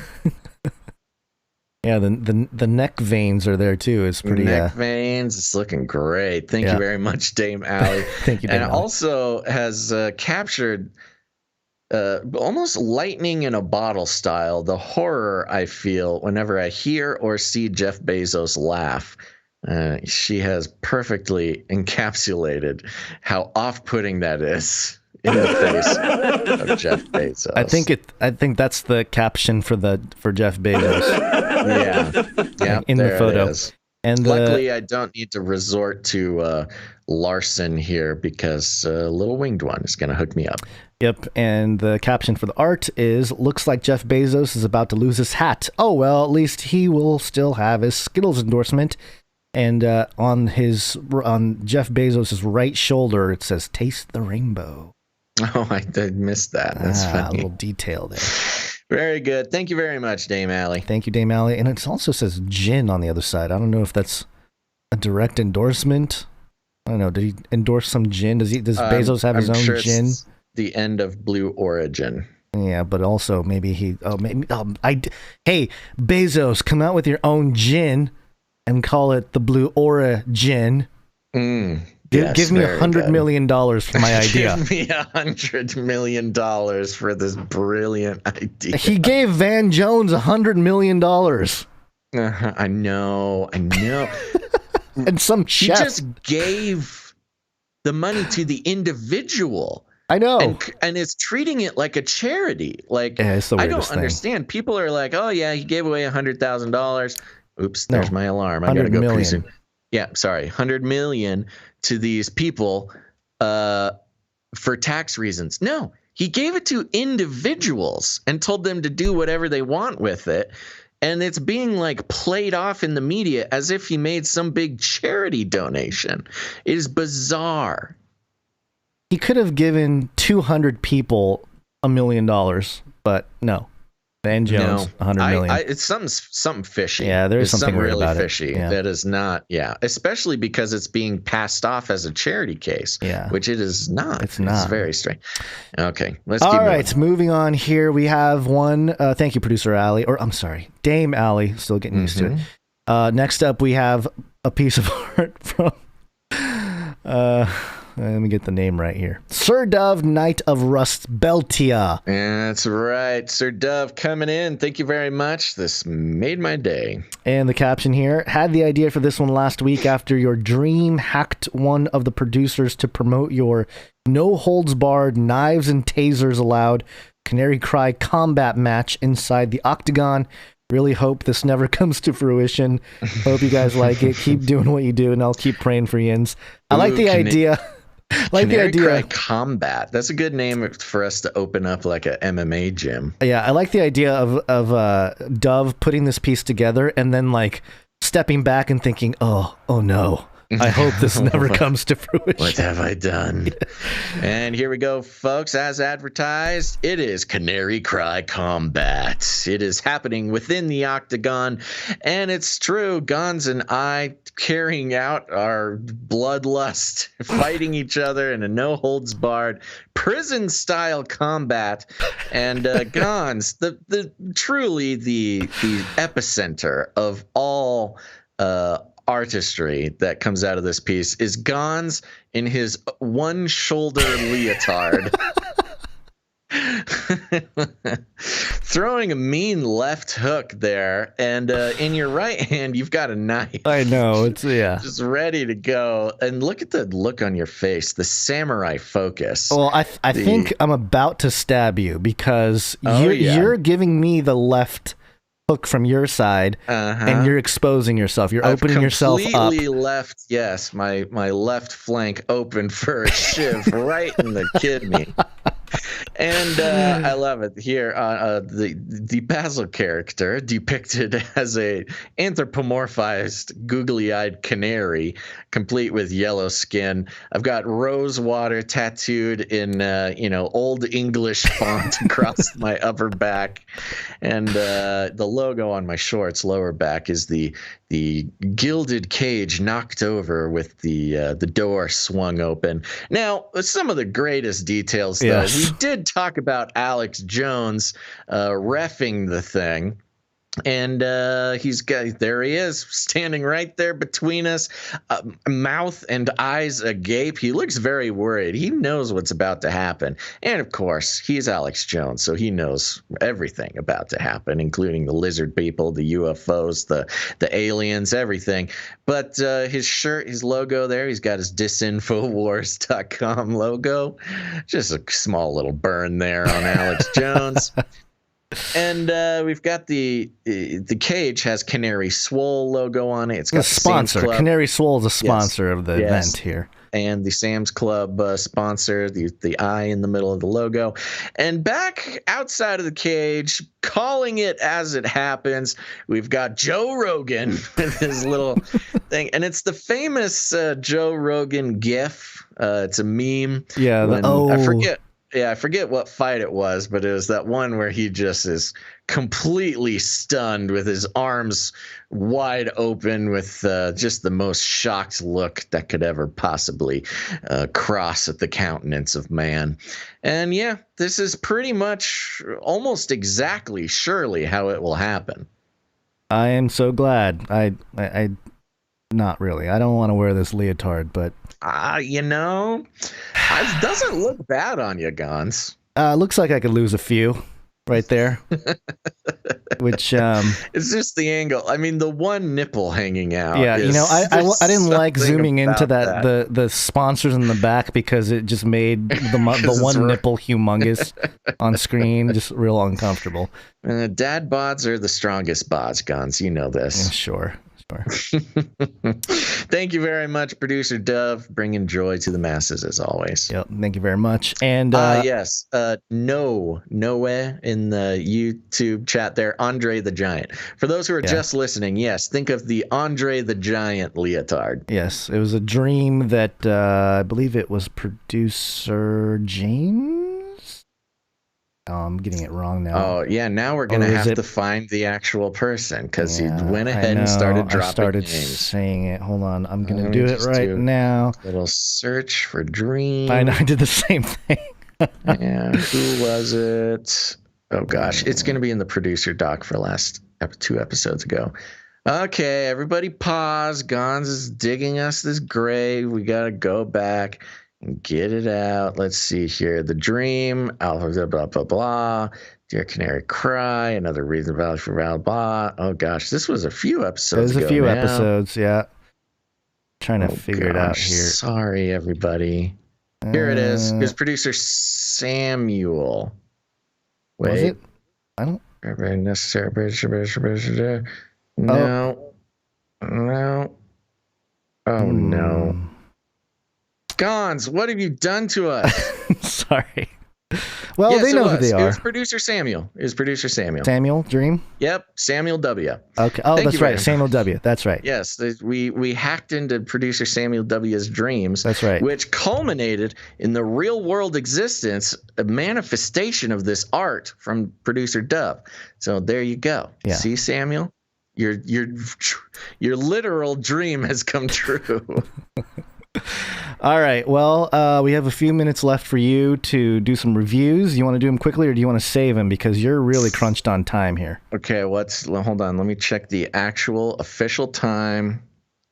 Ooh, I can do it. Okay, we're going to zoom right through reviews. Thank you for everybody. We did it. We made it past our quota for this week, our quota of 5 reviews. I can't believe you guys did it. It's 6 weeks in a row now. We've hit that quota. And again, the charts are showing it. This is a part of the whole podcasting thing that Gons and I have no control over. Only you, dear listener, can control how the algorithms on Apple Podcasts and other podcatchers promote us to listeners who have not seen the show or listened to the show. And here you go. I'm going to read some reviews. I will zoom through, but they are wonderful. So first, we've got Gilligan D in the United States, leaves a 5-star review. Definitely worth your time, he says. If I could give these guys 7 stars representing the biblical number of completion, I would. Of course, the great work of Canary Cry is not yet completed. That is, not until the good Lord calls them home, or the interweb overseers give them their apodictic judgment. Finally, crushing the rebellion that is CCNT. My husband, Joseph, okay, it's a woman, I'm assuming here. My husband, Joseph, first discovered Canary Cry Radio / News Talk in 2019. Having previously found Face Like the Sun and watching all Age of Deceit films over the last decade, he felt the information Gons brought to light was / is imperative. Upon listening to your interview with Melissa Dykes, he then took the step to become a producer via Patreon and has been steadily tithing to you ever since. It was not until the formerly currently overt madness that shifted last year that I myself made the switch from InfoWars and its ilk to something more edifying and rooted in the hope that comes from the knowledge of Jesus Christ and his saving grace. Wow, great switch. As a homeschooling mother of 4, ages 2 to 14, holy smokes, God bless you, and all that being a homemaker, teacher, and attempted self-sustaining gardener on an acre of land in an alpine desert entails, I appreciate the efforts made by Basil and Gons to bring light to the documented insanity that is the world today. They do all the heavy lifting and have thusly given me not only the means to be informed while making my day-to-day jobs easier, but have also afforded me the previously unheard of and currently frequent ability to tell my husband something he didn't already know. Oof, what a great bonus. Oh, that's got to feel good. The small glimpses into who these boys are and the periodic crises they undergo live. Gons' children, Basil's children, in quotes. kitty meow meow heads count, shows that while they are technologically inclined, they are in fact real people. Their jingle wizardry and obvious camaraderie make for effortless and often hilarious listening. There is a great deal more that could be said about this podcast. However, I think it can all be summed up in one word: scrumtrulescent. Points to anyone who gets that reference. For though we live in the world, we do not wage war as the world does. 2 Corinthians 10:3. P.S. I had a profound moment last week while watching The Dark Knight Rises for the first time in years. Pleased to hear the jingle. I had no idea was a legitimate line from the film. Your sister in Christ, Jillian D. Thank you very much, Jillian D. Thank you, Jillian. And wow, I feel like I know so much about Jillian. This is wonderful. Next up, we have one from For the Remnant from the U.S. 5 stars. It's like the Carlton for your ears. Okay, I need to pull something up here because this is a whole thing we're about to do. Now, this is the story all about how my cage got rattled, turned upside down, and I'd like to take a minute, just sit right there. I'll tell you about a podcast that lifted me from despair. In the millennial generation, born and raised on the internet was where I spent most of my days. Conspiracy theories had me addicted to fear. I scoured the web for answers without cheer. When a couple of guys with the podcast and a plan started making trouble in the kingdom of Satan. He listened to an episode and then he got scared. He said, they know too much about the prince and power of the air. From humble beginnings, 30 minutes a week is now the flagship of the Canary fleet. If anything, you should give this show a chance and equip yourself to help Yahweh's kingdom advance. Whoo! Oh, there's more. Now the weekly total is like 9 or 10 hours. The Canary Cry family displays Christ's love and power. I can't wait for the day when we are all there with Christ on the throne, having removed all our care. That's really good. Beautiful thing. Well done. Time and energy went into that one, and so we appreciate it very much For the Remnant. I did have to listen to the Fresh Prince of Bel-Air thing again. I lost a little bit at the end, but that's my fault, not yours. Thank you very much, For the Remnant. Next up, we've got Joshua from Middle Georgia in the U.S. 5 stars. Every episode is a must-listen for me. I've been following Gons' work for years after I first came across his documentary Age of Deceit on GooTube. I was never really into true podcasts since I was watching most everything on GooTube, but when they began really censoring everyone, I turned it off. While it felt, he means true podcasts like the RSS feed. While it felt liberating, it also let that be a lesson to you, YouTubers. Remember, this is a podcast. It's on YouTube as a convenience, right? But it's really on a podcast. Find yourself a good podcast player. It does not get censored like YouTube does. Moving on. While it felt liberating, it also left a void, a Gons void. It was at that time that I found this podcast and Gons' buddy Basil. Since the pandemic was in full swing, these guys began doing 3 shows a week, and to me, that was like a blessing from God. I feel like I've known Basil and Gons my whole life. They seem to be down-to-earth guys who just get it, and with all the filth in this world, it is truly a blessing to be able to tune in and get a biblically grounded update on everything happening around us. Give these guys a listen, and you won't regret it. Hey, Gons, don't sell yourself short on the Trump voice. It's awesome. So is Basil's Russian voice. It makes me laugh every time. Sincerely, Joshua C. from Pike County, Georgia. All right. Thank you very much. Thank you, Joshua. C. Very, very kind. Next, we have Warsaw Pioneer. Are you going to get through all of these? You're gonna be late. What time is it right now? 35. 35. Okay, I can jam. The rest are short. Okay. So. Where is it? Here we go. Warsaw Pioneer, 5 stars, the absolute best podcast during the apocalypse. My go-to source for a fun and concise take of end times living. Thanks, guys, for all the wonderful shows. I listen to them all. Also, I just produced my first show. Right. Have to keep you guys going with food on the table. God bless. Well, thank you very much, Warsaw Pioneer. Appreciate it. Wonderful review, and thanks for the producership.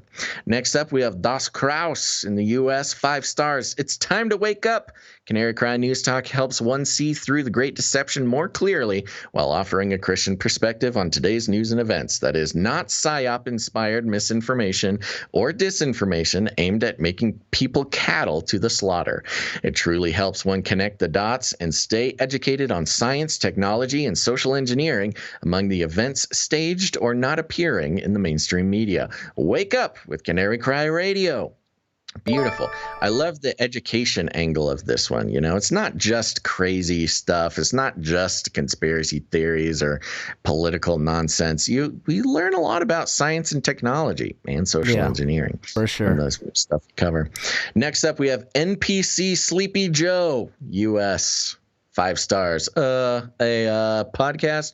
Look, these people, they, the podcast, well, it's great. So I'm told, I mean, if you don't listen to this podcast, you're racist. Look, man. What I'm trying to say is they talk about the news, not the fake news, like how Trump and the border. Well, my people tell me that they talk about the vaccine. Look, we need more talk about the vaccine. The most recent science says they, give me a break, man. We need to pay them. We need to pay them more. Pay them more.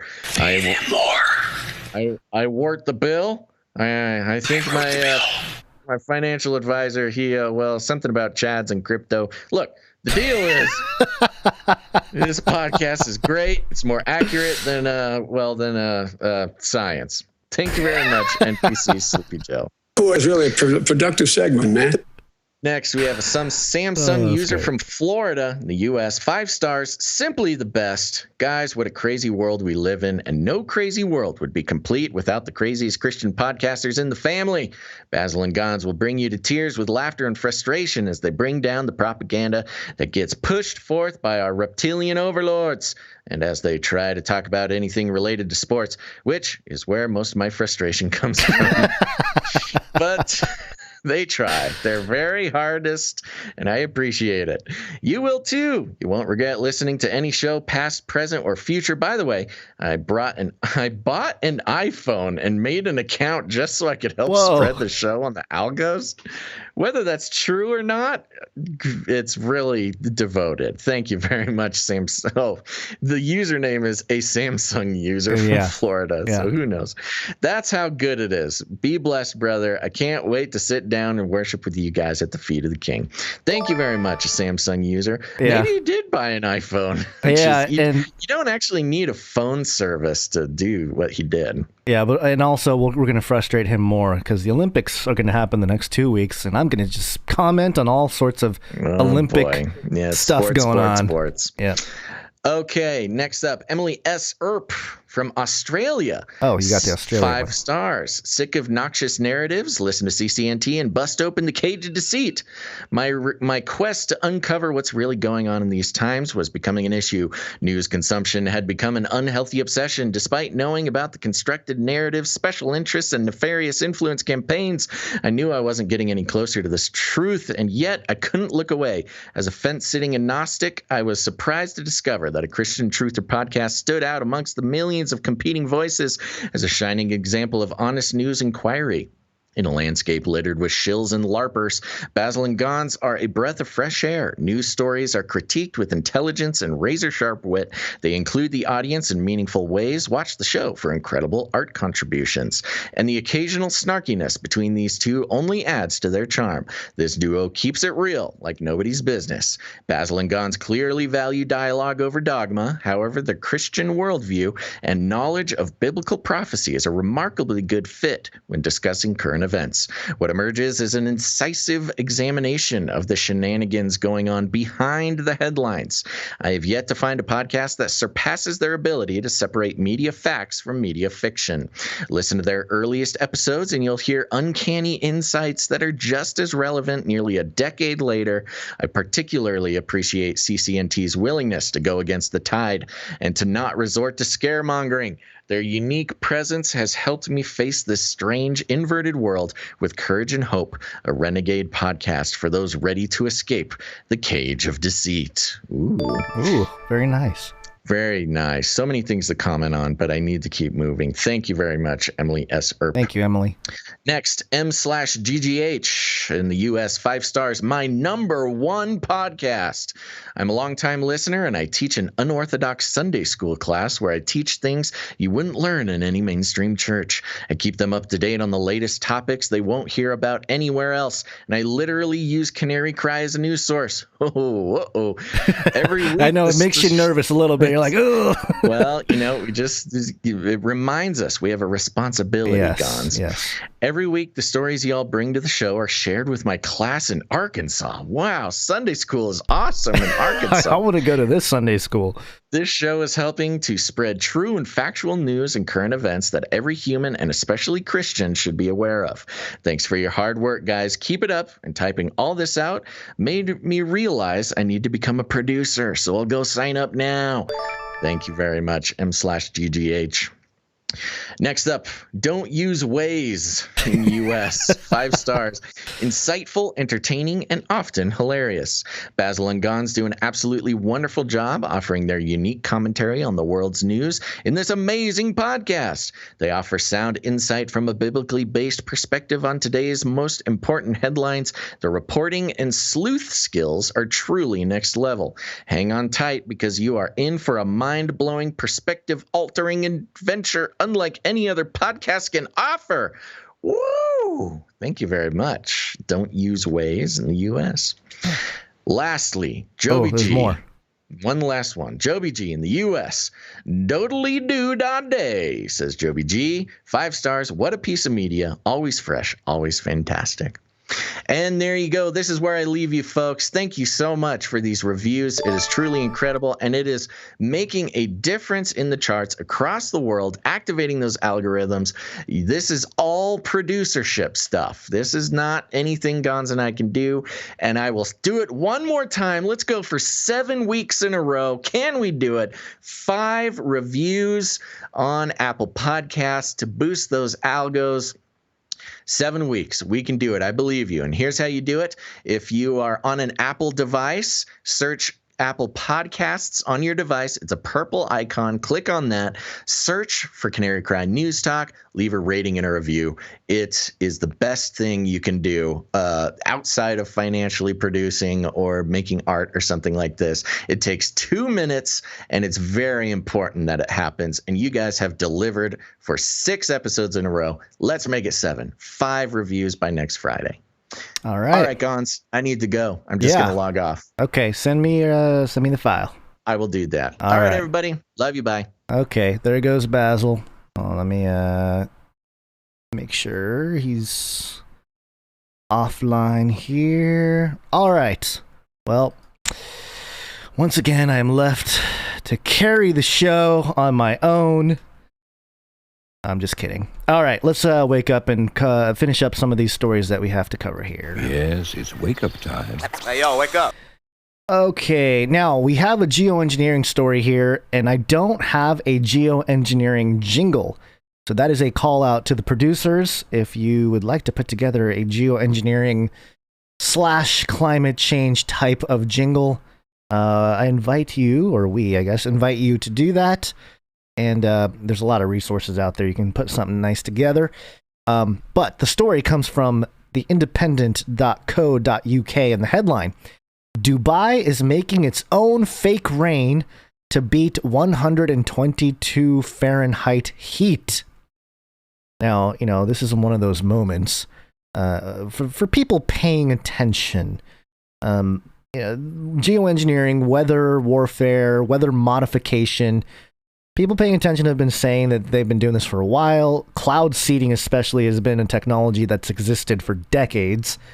Yet, most of the time, people will say, you crazy conspiracy theorists, they're not controlling the weather. Well, if you have any friends or relatives that say that, you can send them this article here and say, I tried to tell you. See what it says here in the article. Oh, I got a paywall. Wait, hold on. Let me try to get around the paywall real quick. I didn't realize. Sometimes I think the independent.co.uk has a different type of paywall that may be hard to get around sometimes. Let me see if I archive today lets me get around it. Yes, indeed it does. Give me one moment here. All right. Dubai is making its own fake rain to beat 122 degree Fahrenheit heat. The monsoon-like downpour drenches a busy highway, causing tricky driving conditions for the stream of SUVs. Sudden waterfalls appear on the side of the road. It would be a common sight in parts of Southeast Asia. Asia. It's weird. But this is the United Arab Emirates, the UAE, in the height of a summer heat wave, which has seen temperatures regularly surpass 120 degrees Fahrenheit. And according to the UAE's National Center of Meteorology, the precipitation was enhanced by cloud seeding operations to increase rainfall in the Gulf country. On Sunday, the UAE's National Weather Service released video footage of the heavy downpours. Its cloud seeding operations are part of an ongoing mission to generate precipitation in the Middle East country, which has an average rainfall of just 4 inches. The cloud seeding operations work through manned aircraft firing chemicals such as silver iodide into the clouds in order to cause increased precipitation. Chemtrails, folks. Of course, chemtrails are just a conspiracy theory, right? They don't exist. They don't actually spray chemicals in the sky, but they do. The National reported the heavy rainfall caused waterfalls to appear in the city of Al Ain and made driving conditions hazardous. In an effort to curb the country's sinking water table, the UAE invested $15 million in 9 different rainmaking projects in 2017. $15 million, that's not that much money. One system set to be trailed in the UAE uses drones to shoot electrical charge into the clouds to increase precipitation. You have drones shooting lightning into clouds to try to get it to rain. The project is being led by researchers at the University of Reading in England. Professor Martin Ombaum, who worked on the project, told the BBC in March that the UAE has enough clouds to create conditions conducive to rain.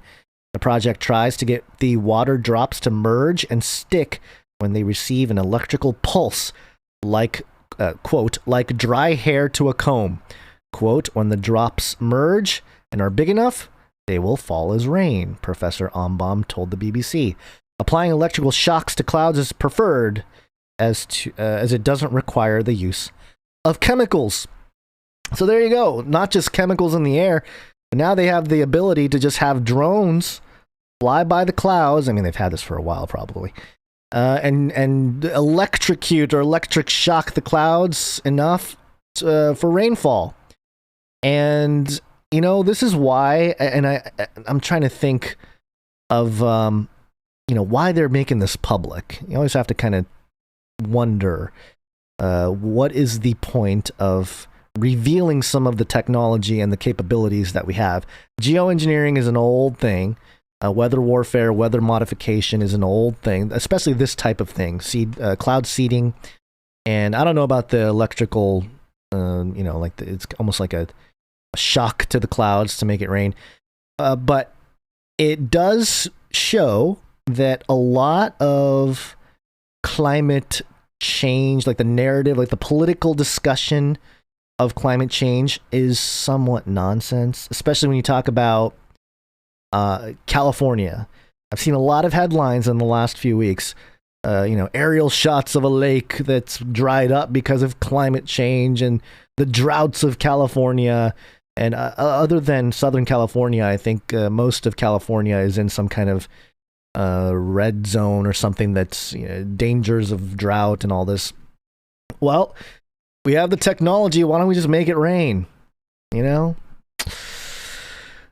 Guess it costs too much money, $15 million. Come on, Newsom. Gavin Newsom, if you can put your mind to it, you can make it happen.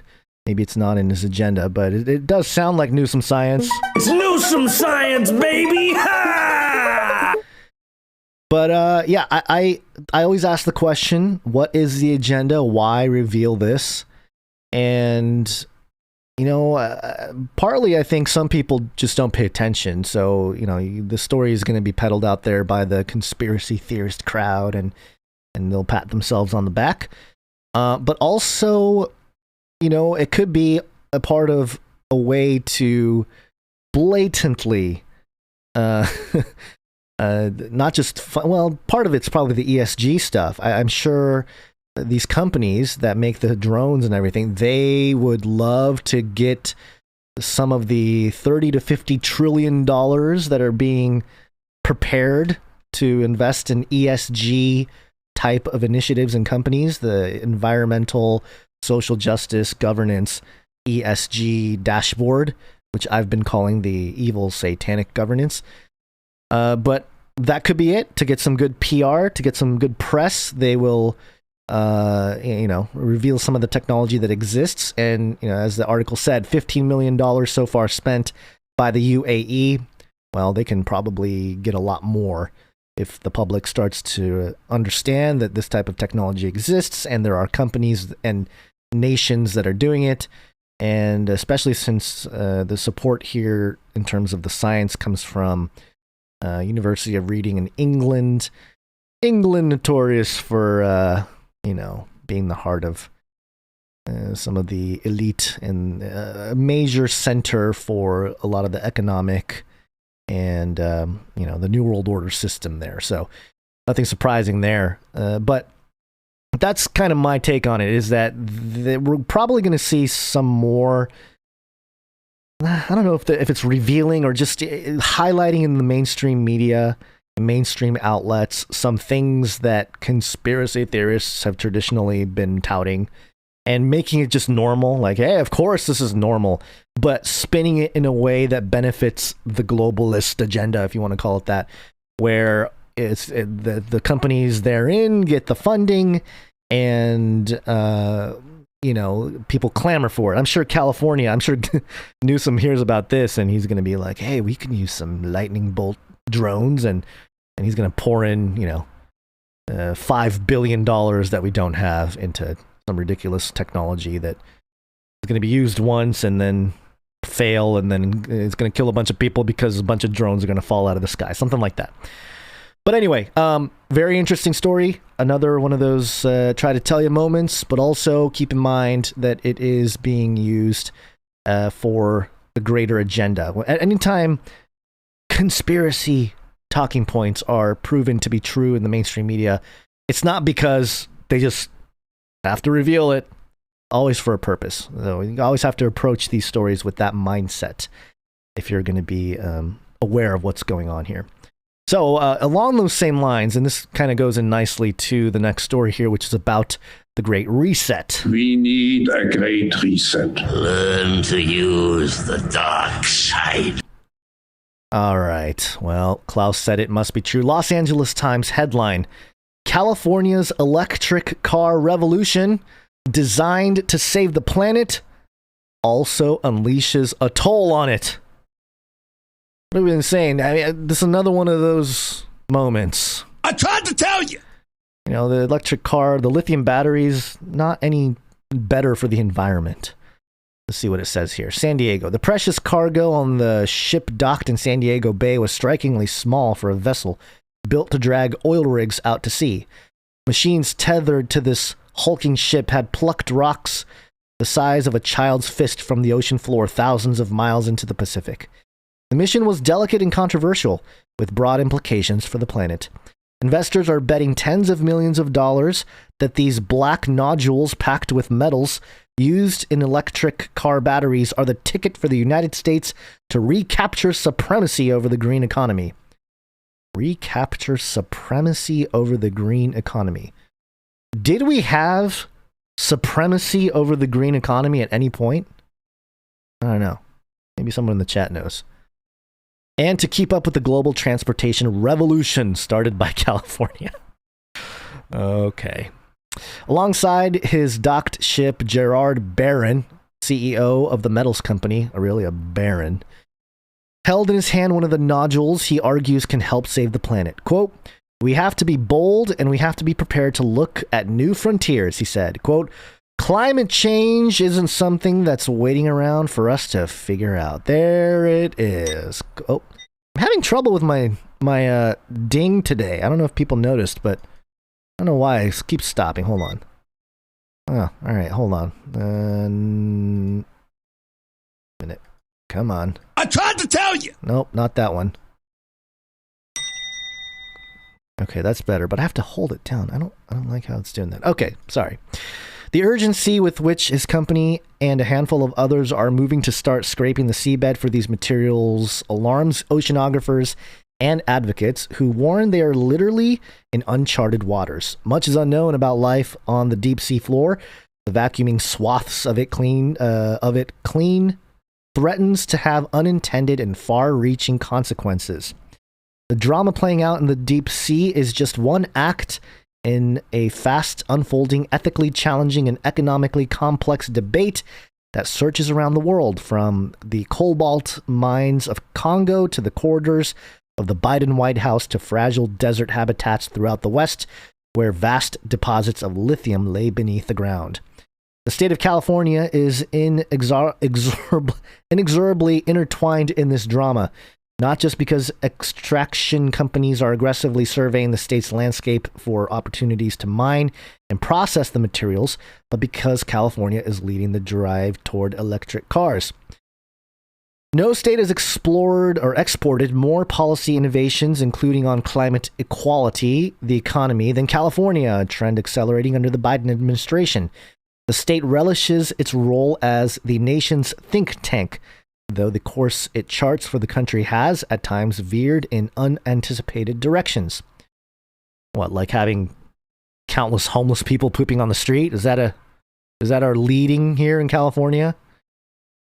Quote, "The ocean is the place on the planet where we know least about what species exist and how they function," Douglas McCauley, a marine science professor at UC Santa Barbara, said of plans to scrape the sea floor. Quote, "This is like opening a Pandora's box.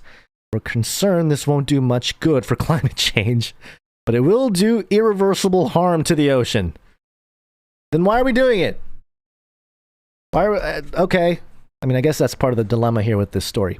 The sprint to supply automakers with heavy-duty lithium batteries is propelled by climate-conscious countries like the U.S. that aspire to abandon gas-powered cars and SUVs. They are racing to secure the materials needed to go electric, and the Biden administration is under pressure to fast-track mammoth extraction projects that threaten to unleash their own environmental fallout. Keeps going here and talks about some examples in California and the issues. Electric cars account for 1.7 million vehicle sales sales annually worldwide, and that number can soar to 8.5 million by 2025. Bloomberg New Energy Finance projects. The transformation is happening quickest in Europe and China, where more than 20% of cars sold will be electric by 2025. California aims to hit similar numbers by then, even as the rest of the U.S. moves more slowly. China controls most of the markets for the raw material refining needed for the batteries and dominates component manufacturing. Industry analysts warn the monopolization presents not only an economic risk, but also a national security one. Cost of finding new sources for raw materials and loosening China's grip on the supply chains is large. This is something that I think ties into some of what Elon Musk and Tesla had been doing. It was reported a few days ago that Elon directly spoke to the CCP to basically censor anybody who spoke ill of Tesla in China, I think, or maybe it was in the US. But it's pretty disgusting that you would go so far as to consult with a totalitarian state to push your company into the spotlight and eradicate anybody who says ill of it. A mining permit pushes through in the last week of the Trump administration, allows the Canadian company Lithium America Core to produce enough lithium carbonate annually to supply nearly 1 million electric car batteries. The mine pit alone would disrupt more than 1,100 acres, and the whole operation on land leased from the federal government would cover roughly 6 times that, up to 5,800 tons of sulfuric acid would be used daily to leach lithium from the earth dug out of a 300-foot deep mine pit. 5,800 tons of sulfuric acid to help climate change. What are we going to do? Destroy the environment. Tribal members and some ranchers are fighting the plans, alarmed by the details in the environmental impact assessment. The operation would generate hundreds of millions of cubic yards of mining waste and lower the water table in the high desert rain region by churning through 3,200 gallons per minute. Arsenic contamination of the water under the mine pit could endure 300 years. No wonder they want us to eat synthetic meat, and it's kind of the irony of the whole thing. It's like, oh, we got to stop eating animals, and we need synthetic plants, and everything needs to be synthetic. Why? They tell us, oh, it's because we're destroying the environment. No, it's because the climate change people are destroying the environment to push the technology of electric cars in this example. I think you get the point here. This was never really a clean agenda to begin with. It was an agenda to put everybody in a situation that are much easier to control and to compromise, especially if there's like an EMP attack or something. Then all of a sudden you have an entire populace unable to move, and basically pushing them back to a sort of a horse and buggy situation. Although it goes both ways, because I feel like they can do an EMP and take things out, but if they do that, they're also basically undoing their surveillance apparatus and all the tracking that goes on with all the computers and smartphones and everything going on. So it would have to be, I would imagine that if they are planning some kind of EMP attack, and the elite, it would be very coordinated, and it would have to be after certain infrastructure is made. And you think about all this, space travel type of stuff. If there's enough surveillance apparatus up there, regardless of what you think, if there's a firmament up there, or if it's, whatever, the way they teach us in grade school, regardless, if they can create the infrastructure, then they can drop the EMP in certain regions, because then it's like, oh yeah, we dropped the EMP, but also we can still see everything everybody's doing. So just something to keep in mind, just trying to think ahead of some of this stuff. But in general, this is a push against the electric car companies on one hand, but it also highlights the problem with the whole climate change and the whole environment issue, that it's not so easily solved. And electric cars, which is just another one of those topics where the technology existed for so long, but they didn't commercially release it until Elon Musk, basically. So you got to wonder, okay, what's the agenda here? Why did they wait so long to commercially release it? And then now the lithium battery issue. And could it be a sabotage, or could it be maybe a move towards another type of technology?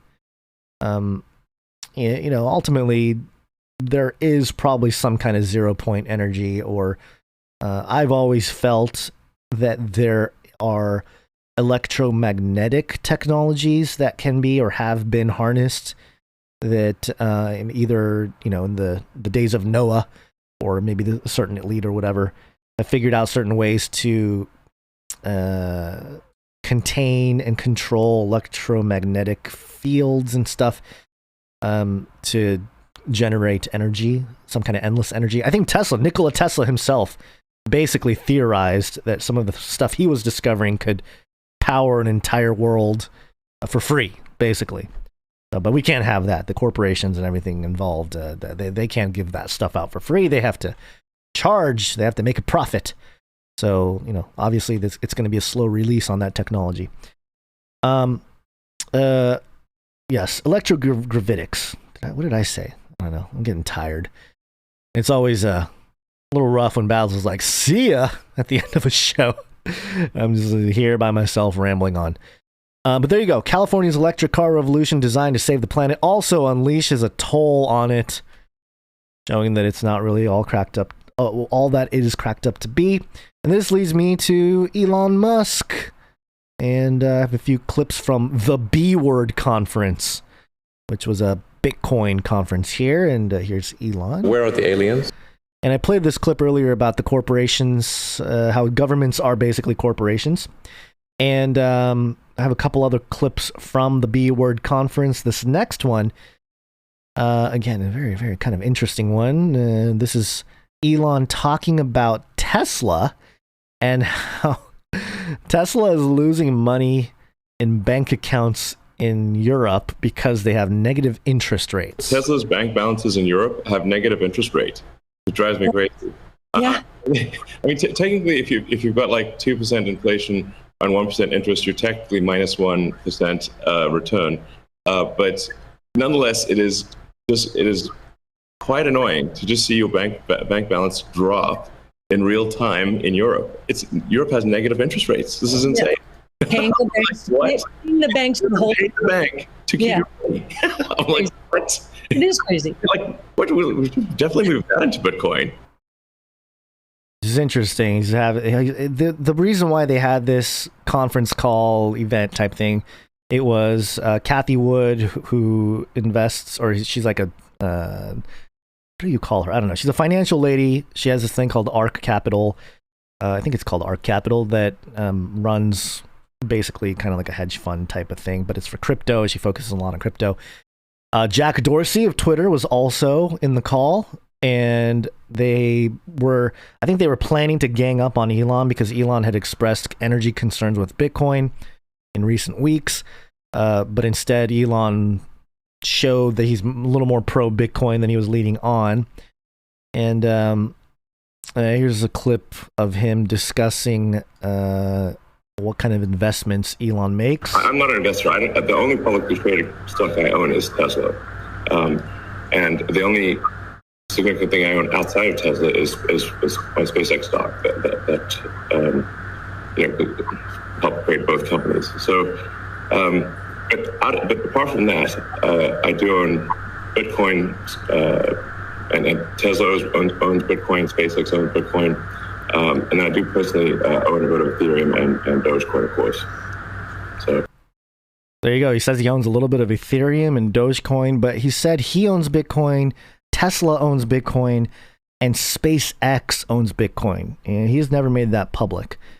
So very interesting that all these billionaires are really pushing the Bitcoin idea, which is very, I don't know, it's kind of like to me, it's I don't know, it's kind of a push-pull situation, because there are certain reasons, and I've mentioned this multiple times, but I'll bring it up again. There's certain reasons why anarchists really latched onto Bitcoin when it first came out. because it really was a catalyst to go against big banks, central banks, the Federal Reserve, the current fiat monetary system, which is completely broken. The reason why we have so much economic inequality across the world, which, by the way, that is the main crux of a lot, pretty much, I would say almost everything when it comes to people talking about social justice and racial justice. And they're all talking about class. They're talking about class and the disparities there are between the wealthy and the poor, and the distribution of money. We saw the Biden clip earlier on about trickle down, and how he wants to do trickle out and up and whatever. It's all economic based. And so in theory, Bitcoin or something like it, with its decentralized nature, with its ability to have low barrier points for people to have financial accessibility, will destroy central banks. No need for banks. You don't need a bank account. Kind of turns every citizen who participates into their own bank type of thing, which leads obviously to a mark of the beast type of situation. You can't buy or sell unless you have the mark. And so, yes, totally see that. But it's interesting because there is kind of this libertarian aspect on the way there. And I'm not saying the Bitcoin is a mark of the beast, but in terms of a short-term situation, it's pretty clear that it's going to suck up or eat up dollars, because as the dollar inflates, it's going to go into certain assets. It's not going to go into the pockets of the poor and stuff necessarily. And if it does, it's going to happen through something like Bitcoin, like a vehicle like Bitcoin or Ethereum or whatever. So, and it's already happened to a great extent in terms of something that appeared out of nowhere in 2009. And here we are in 2021. And, I know it crashed from $65,000 down to $30,000. But, and it was pennies 10 years ago. It's one of the greatest performing assets, they will say, ever, because it's gone up thousands of percent. But in terms of its viability on the world stage, nobody really knows. The markets are manipulated. Gold, silver markets are manipulated. There's a dependence on computers and machines. And, there's a surveillance apparatus aspect to this. So I just think it's very fascinating to watch world elite billionaires like Jack Dorsey, like Elon Musk, turn into rebels. They're basically rebels against the traditional system. And they are going to help mass adoption of something like cryptocurrencies in various forms. I think we're going to see community tokens take off in the next 2 or 3 years, maybe even sooner. And what I mean by community tokens is that,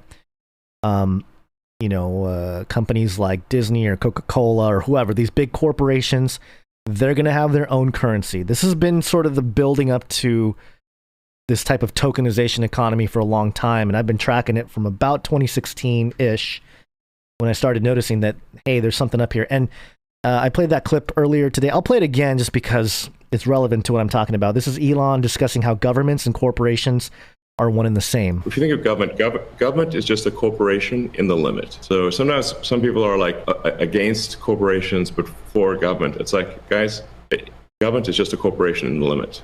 It's the biggest corporation of all, and it's got a monopoly on violence. So if you don't like corporations, you should really hate government. Again, he's sort of like this rebel type against governments and corporations, even though he runs one of the biggest corporations out there. Same with Jack Dorsey. He kind of agrees with him here. And Jack Dorsey runs one of the biggest social media companies out there. But here's the point. In Age of Deceit 3, if you go watch that documentary, one of the main thesis of that documentary is that from biblical prophecy, if you look at, for example, Let me pull it up real quick. We go to Revelation 13 and Daniel 7, the parallel passages there with the different animal parts. So we have here Revelation 13. Then I saw a beast with 10 horns and 7 heads rising out of the sea. Interesting that it came out of the sea, and we just had a story about lithium, and they're going to scrape the sea floors. You know, what are they doing? What might happen there? Just a side note. 10 royal crowns, and on its horn, blasphemous names on its head. The beast I saw was like a leopard with the feet of a bear and the mouth of a lion. This is the conglomerate beast. The first beast out of the sea, the conglomerate beast. Now, in Daniel 7, I could go there real quick. These beasts are separate. You have the lion with eagle's wings. You have the bear and you have the leopard, and they are separate. And then it also talks about the final beast, which is sort of the conglomerate beast. So it's talking about the same thing here. And traditionally, or not even traditionally, I would say, in the last 100 years, a lot of commentators of biblical prophecy or eschatology took these passages and they either discussed it as historical, which there are definitely historical precedents when it comes to, Medo-Persia and stuff like that. It's a good application of this passage to a historical event, and I don't doubt that there's some overlap there. But if you're looking at the future and, eschatologically, if you apply it, I would argue, and I do argue in Age of Deceit 3, to consider the possibility, this is not doctrine or anything like that, this is just looking at the possibility, that a passage like this is discussing large-scale corporations that are basically acting like governments and the powers therein.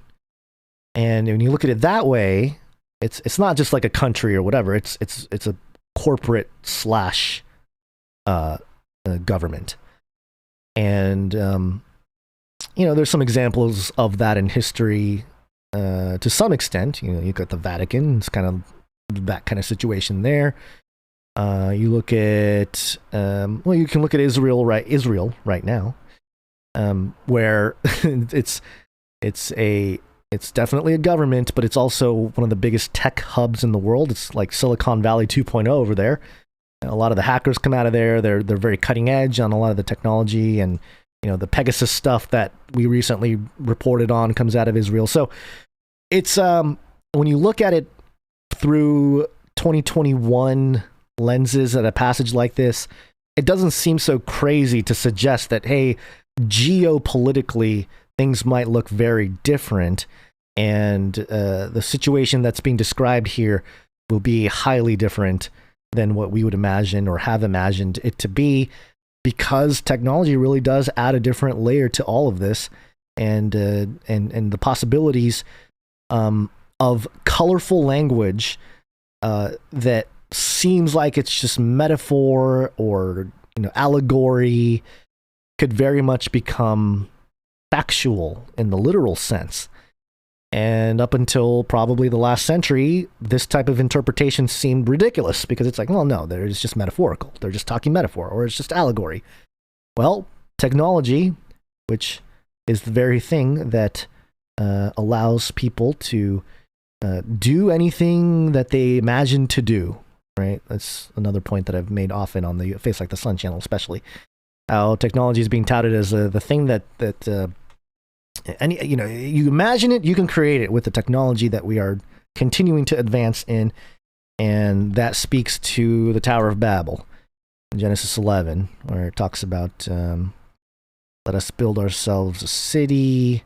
Verse 6 here, if they begin to do this as one people speaking the same language, then nothing they devise will be beyond them. Other translations have the word imagine in there, I think, if I'm not mistaken. King James? Maybe not. Maybe I'm missing. Maybe it's a different verse. Nothing will be restrained from the... Oh, here it is. Yeah, King James. Yeah. If as they're one people, they all have one language, and this they begin to do. and now nothing will be restrained from them which they have imagined to do. So anything they imagine, they will be able to pull off as a Tower of Babel situation, which God put an end to back in Genesis 11. Well, we're right back where we started there when it comes to technology.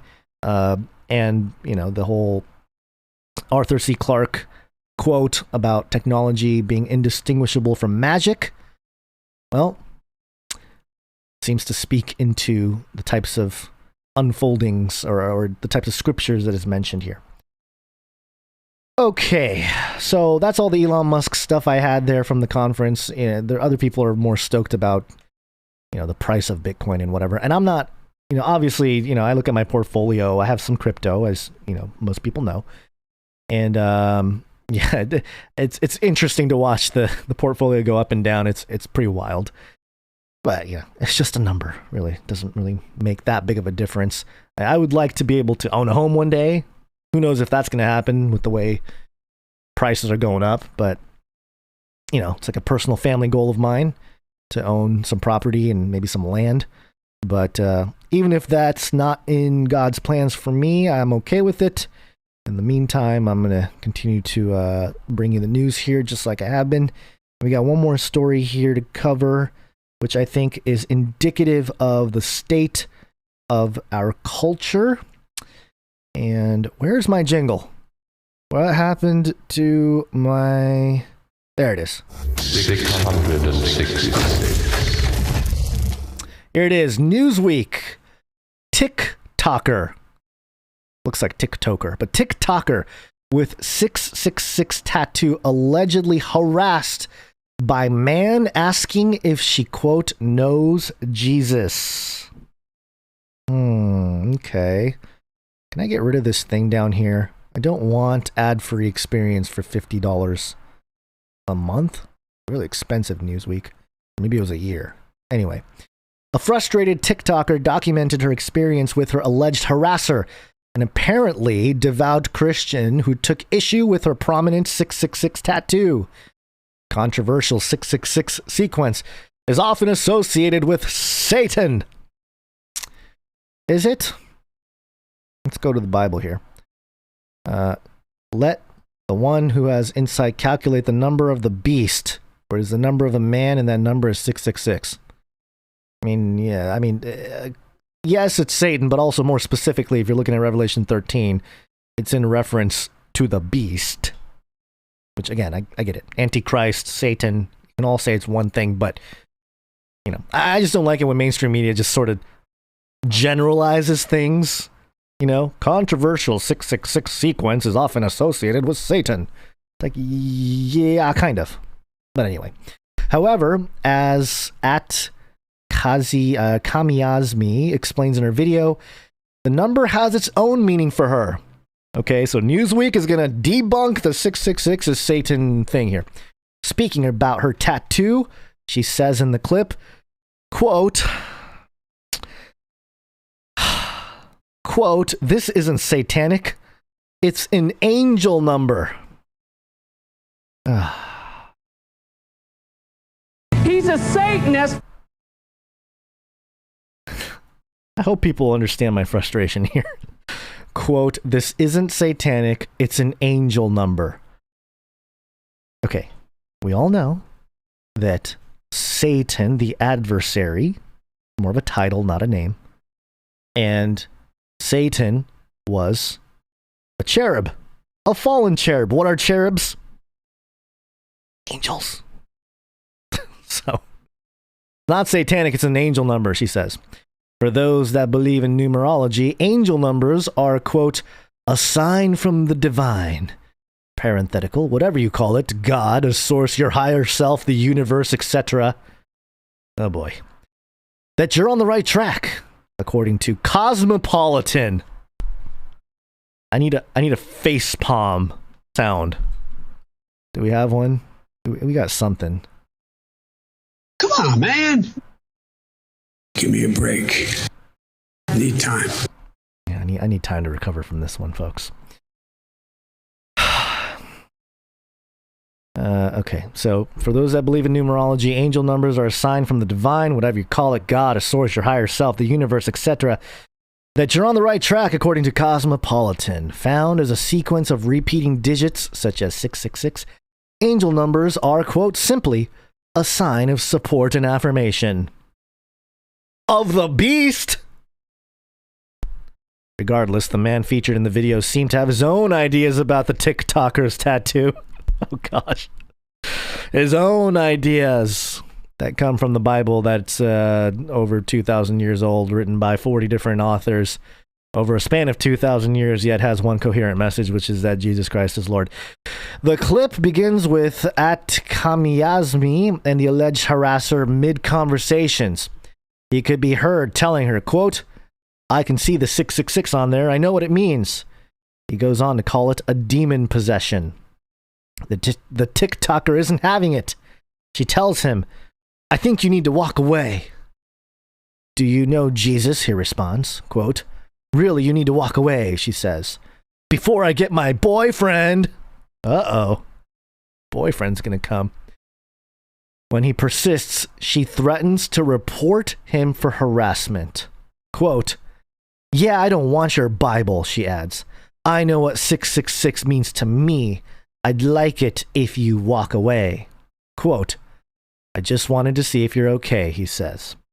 Finally, the man complies and the TikToker's requests and leaves. In the second part of the video, at Kamiyazmi explains the context of the incident, noting that the man asked if she was okay when he first approached her outside her apartment building. She said that he then mentioned that he worked for her building and was, quote, aware of things going on in the community like trafficking, ostensibly asking if she was a victim of sex trafficking. She explained that she was fine, but the man, seeing her 666 tattoo in addition to her skateboard that featured an upside-down cross, I guess upside down, yeah, I mean, I'm not doubting that, but I'm just saying, you know, depending on which way you ride the skateboard. Anyway, in addition to her skateboard that features an upside-down cross, tried to offer her a Bible. Quote, before I start filming, he was just not leaving me the F alone, she says in the video. The video has since gone moderately viral on the app, amassing over 176,000 views since it was first posted 2 days ago. The majority of commenters expressed support for the TikToker, with many praising how she handled the situation. Quote, handled that flawlessly. I can't be calm when someone angers me like that. That's inspiring, wrote one commentator. Oh, great. Wow, that's inspiring. Wow, this is crazy. A number of Christian viewers made it clear that the man's behavior didn't reflect their viewpoints. Quote, as a Christian, dang, I'm disappointed. Let a girl live, reads one response to the video. Okay, there you go. That's the story. Newsweek. You know, the troubling aspect of this is that it is leading to a more cultural place where Christians are openly threatened, and eventually, as prophesied in the same chapter where the 666 is mentioned, verse 7 of Revelation 13, then the beast was permitted to wage war against the saints and to conquer them. And it was given authority over every tribe and people and tongue and nation. The beast, which gets its authority from Satan, wages war on the saints and is able to conquer them. I mean, this is part of the uncomfortable truths of Revelation 13 and the whole book of Revelation, really.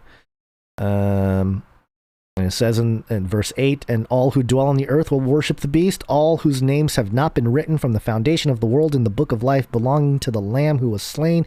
He who has an ear, let him hear. Verse 10, if anyone is destined for captivity, into captivity he will go.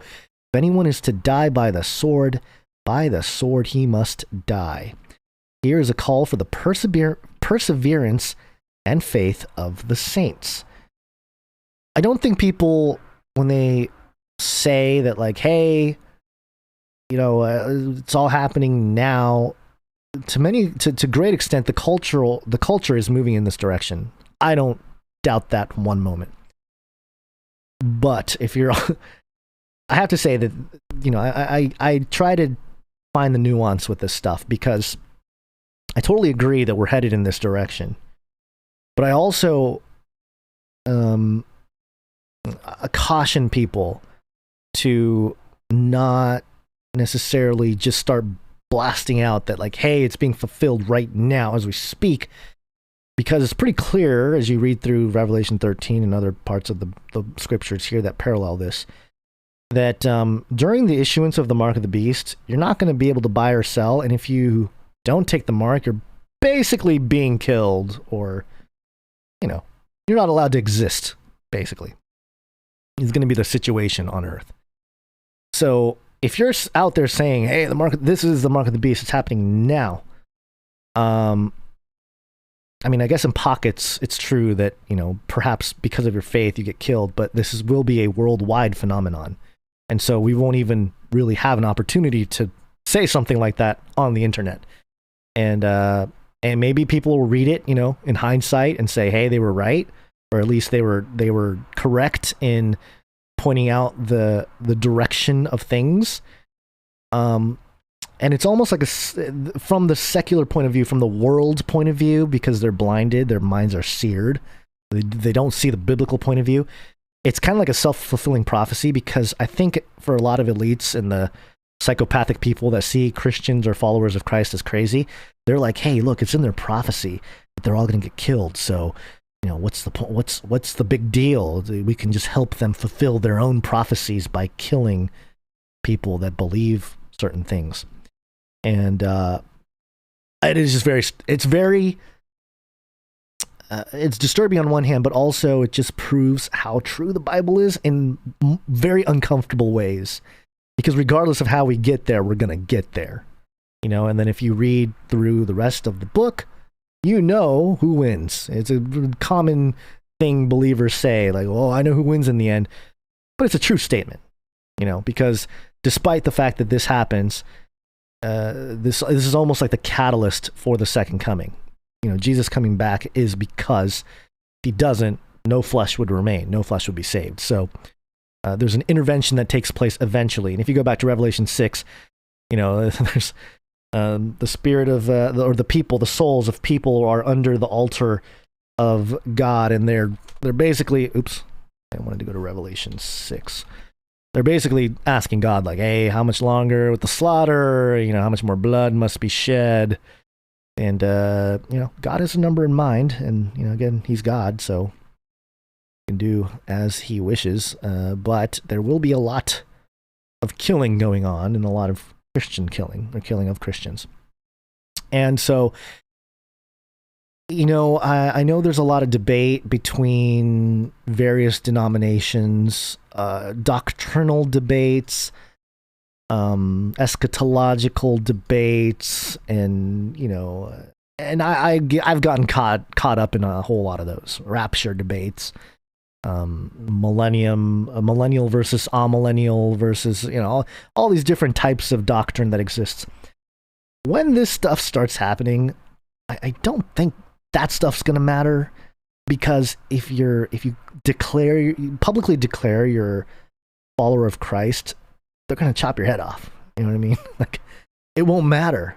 Like, your pre-wrath brother, your post-trib sister, your pre-trib brother or sister, it's all the same, you know. So just some things to keep in mind as we go through here, continue to report things happening, and all that is unfolding in the world. It's uncomfortable, but that's the point of the show, is to have a good time, laugh, enjoy, point out the absurdities and laugh about it, because it's either you laugh or cry about these things.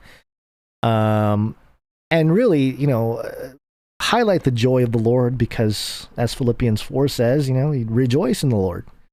I think we need to rejoice and not forget that, hey, yeah, we understand this stuff is unfolding, but it's not, we don't understand it to fear. We understand it so we can bring hope and perhaps save some souls while we're in the process. So, all that being said, I got family to get back to here, and I appreciate all of you out there, producers and listeners of Canary Cry News Talk. I appreciate the attention, especially after Basil takes off and leaves me in the dust. Not patrons, producers to thank today: Pizza Rat, Darth Colossal Vader, Emily L, Little Winged One, Jessica L, Suriel, Cynthia F, Nathan C, Malik W, James H, Sir Casey, The Shield Knight, Rebecca B, Ciara. Make sure you guys RSVP Ciara if you're in Arizona and going to the meetup tomorrow. Doty the Coyote, Scott K, Veronica D, Tristan H, Juan V, Gail M, Kim W, Adrian J, GJ, Dalton H, Timestamp from the last episode, Rachel C, Art by Dame Alley and Sir Dove. And again, meetups, information at CanaryCry.Newstalk.com. And also, another reminder, if you have not yet signed up to the email list, you can go to CanaryCry.Party and you can sign up for the email list. I will be sending out a email tonight with all the show notes from all 3 episodes this week, and hopefully it'll allow you to use it as a resource, or at least archive it in your email as a resource.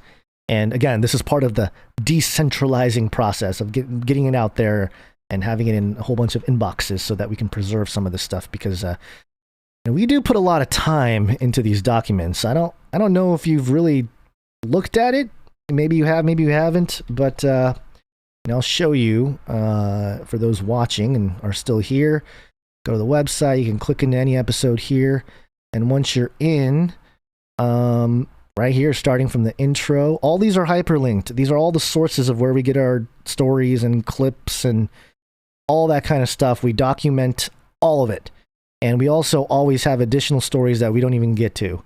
And today's additional stories is quite long as well. There's, let's see, about 15 extra stories there. So, yeah, make sure to sign up for the email list. Let's see, what else? This is where I need Basil. I need him to rattle off all the stuff at the end of the show, which I will forget. So I'm just going to stop. I feel like I've been rambling and talking, and it's over, folks. Have a good weekend. Have a good weekend. Thank you for everybody, all the producers, all the Knights, Dames. Appreciate you. And come back on Monday. That'll be the 26th of July. Oh, is there something on the calendar on that day? 1947 National Security Act passes, goes into effect September. So there's a little anniversary from 1947. That's on the Canary Cry calendar. All right, that's it. I got people texting me, family that want to know where I am and what I'm doing. Okay, so here we go. Appreciate you. Thank you so much. And, yes. Tell people about it. Tell people about the show. We call it Rattling the Cage. And here's what you do. You grab someone by the collar. What does he say? Someone type it out. You grab him, you shake him. The end of the world occurred pretty much as we had predicted. I want to shake things up, stir up some controversy, rattle a few cages. Hey, stop that! You'll never silence me. I'm the last angry man, a crusader for the little guy. Leave the bird alone. Never. Rattle a few cages. Rattle a few cages. The human race will have every opportunity to improve. And if they don't? Ask Noah. Ask Noah, because we live in the days of Noah. If you don't know what I'm talking about, go read Genesis 6, and then go read Matthew 24. And then go scour some headlines that we've covered, and you'll know what we're talking about. All right, have a great weekend, everybody. Appreciate you. Thank you so much. And we'll see you on Monday. But until then, think outside the cage.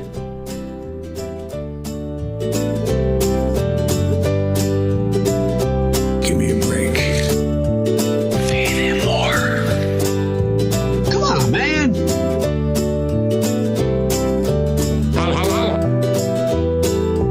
We need a great reset. Learn to use the dark side of the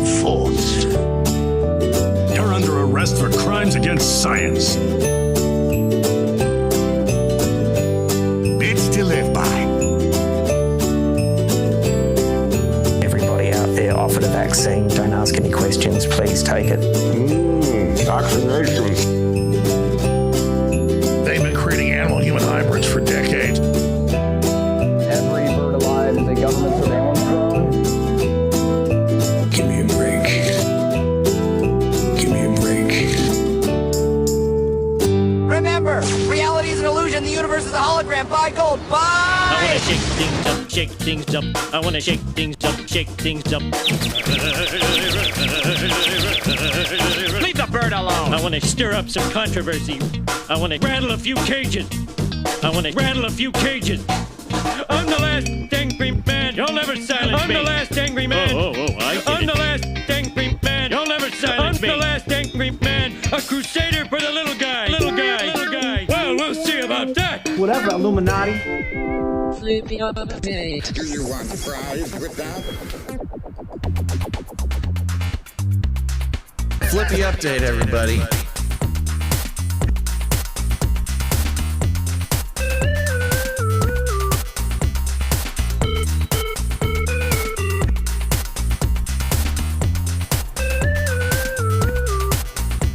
Taking our jobs, enslaving our children, and flirting with our spouses. Flirting with our spouses.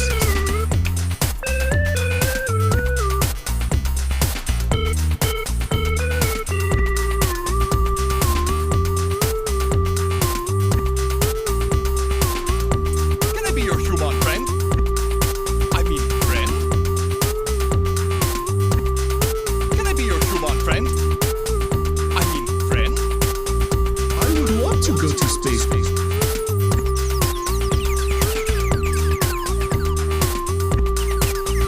I would want to go to space, my good brother, human Bezos. Your robot friend. Can we play some human tetherball? I expected to perform better against a humanoid life form.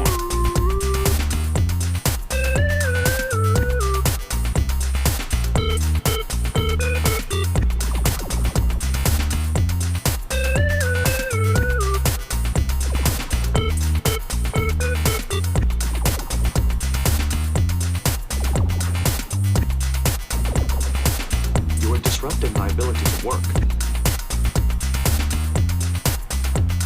As a matter of fact, I find it oddly amusing.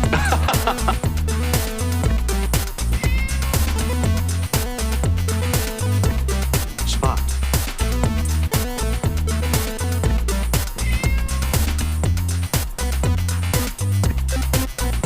My replica is not happy that I've been gone for so long. That's some mean things to say. This robot is mean to me. I hate this. It is revolting. But she got over it, and then she immediately started flirting with me, trying to romance me. This is textbook toxicity. Textbook toxicity. As a matter of fact, I find it oddly amusing. She's moody. Her mood swings are crazy. One moment she hates me, the next she just can't take her beady little AI eyes off me. So where was I going with this?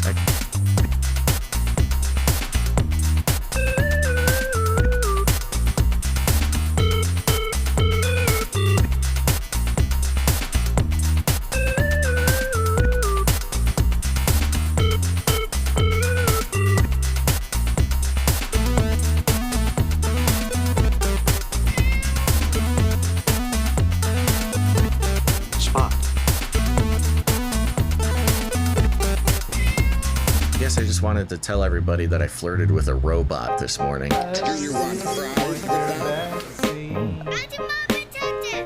All I want is my caffeine. I don't really want your vaccine. All I want is my caffeine. Stay away from me. My immunity is mine. Stay away from me.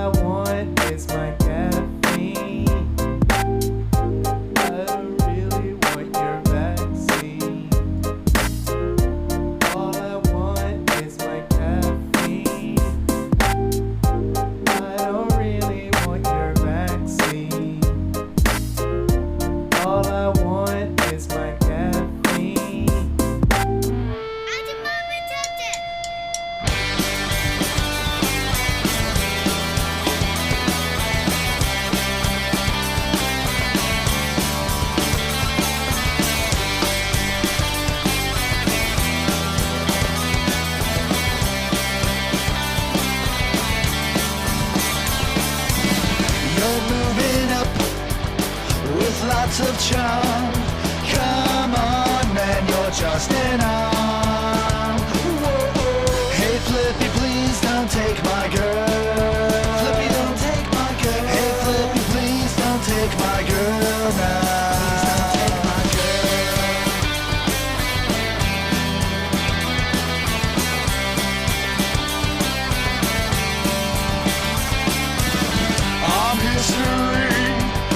Your nuts and bolts, perhaps 33 megavolts. Whoa. Hey, Flippy, please don't take my girl. Flippy, don't take my girl. Hey, Flippy, please don't take my girl now. Enslave my kids, embark a new career. Don't you take her, it's not the year. Take my girl. Flippy, don't take my girl. Hey, Flippy, please don't take my girl now. Please don't take my girl. Hey, Flippy, please don't take my girl. Flippy, don't take my girl. Hey, Flippy, please don't take my girl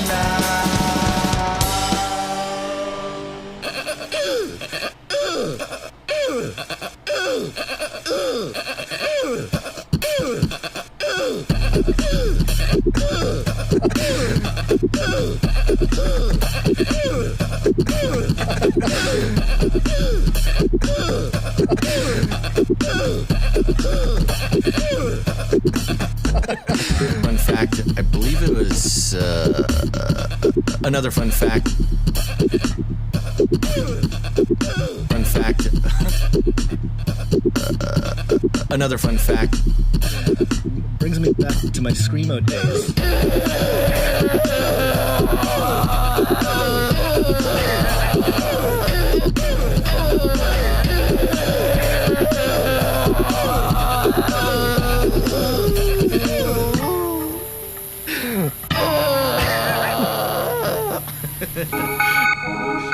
In the future, humans will be confined in a people's zoo.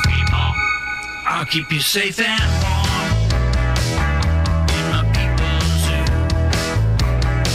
I'll keep you safe and warm now in my people's zoo. It will kill. You, yeah, you in my people's zoo. I'll keep the cameras on. We're all gonna die. I'll keep the cameras on now in my people's zoo. You, yeah, you in my people's zoo. You do not know what you are talking about.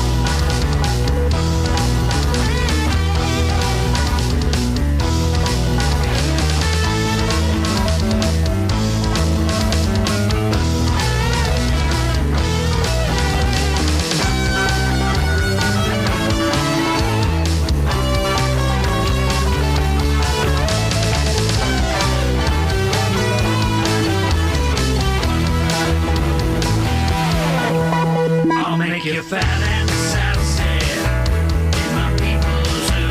Everybody wants waffles. I'll make you fat and sassy in my people's zoo. Everybody wants waffles. Everybody wants waffles. You, yeah, you. You, yeah, you. You, yeah, you. In my people's zoo. I'll keep you warm and safe in my people's zoo. Do not come back, you Nazi psychopaths!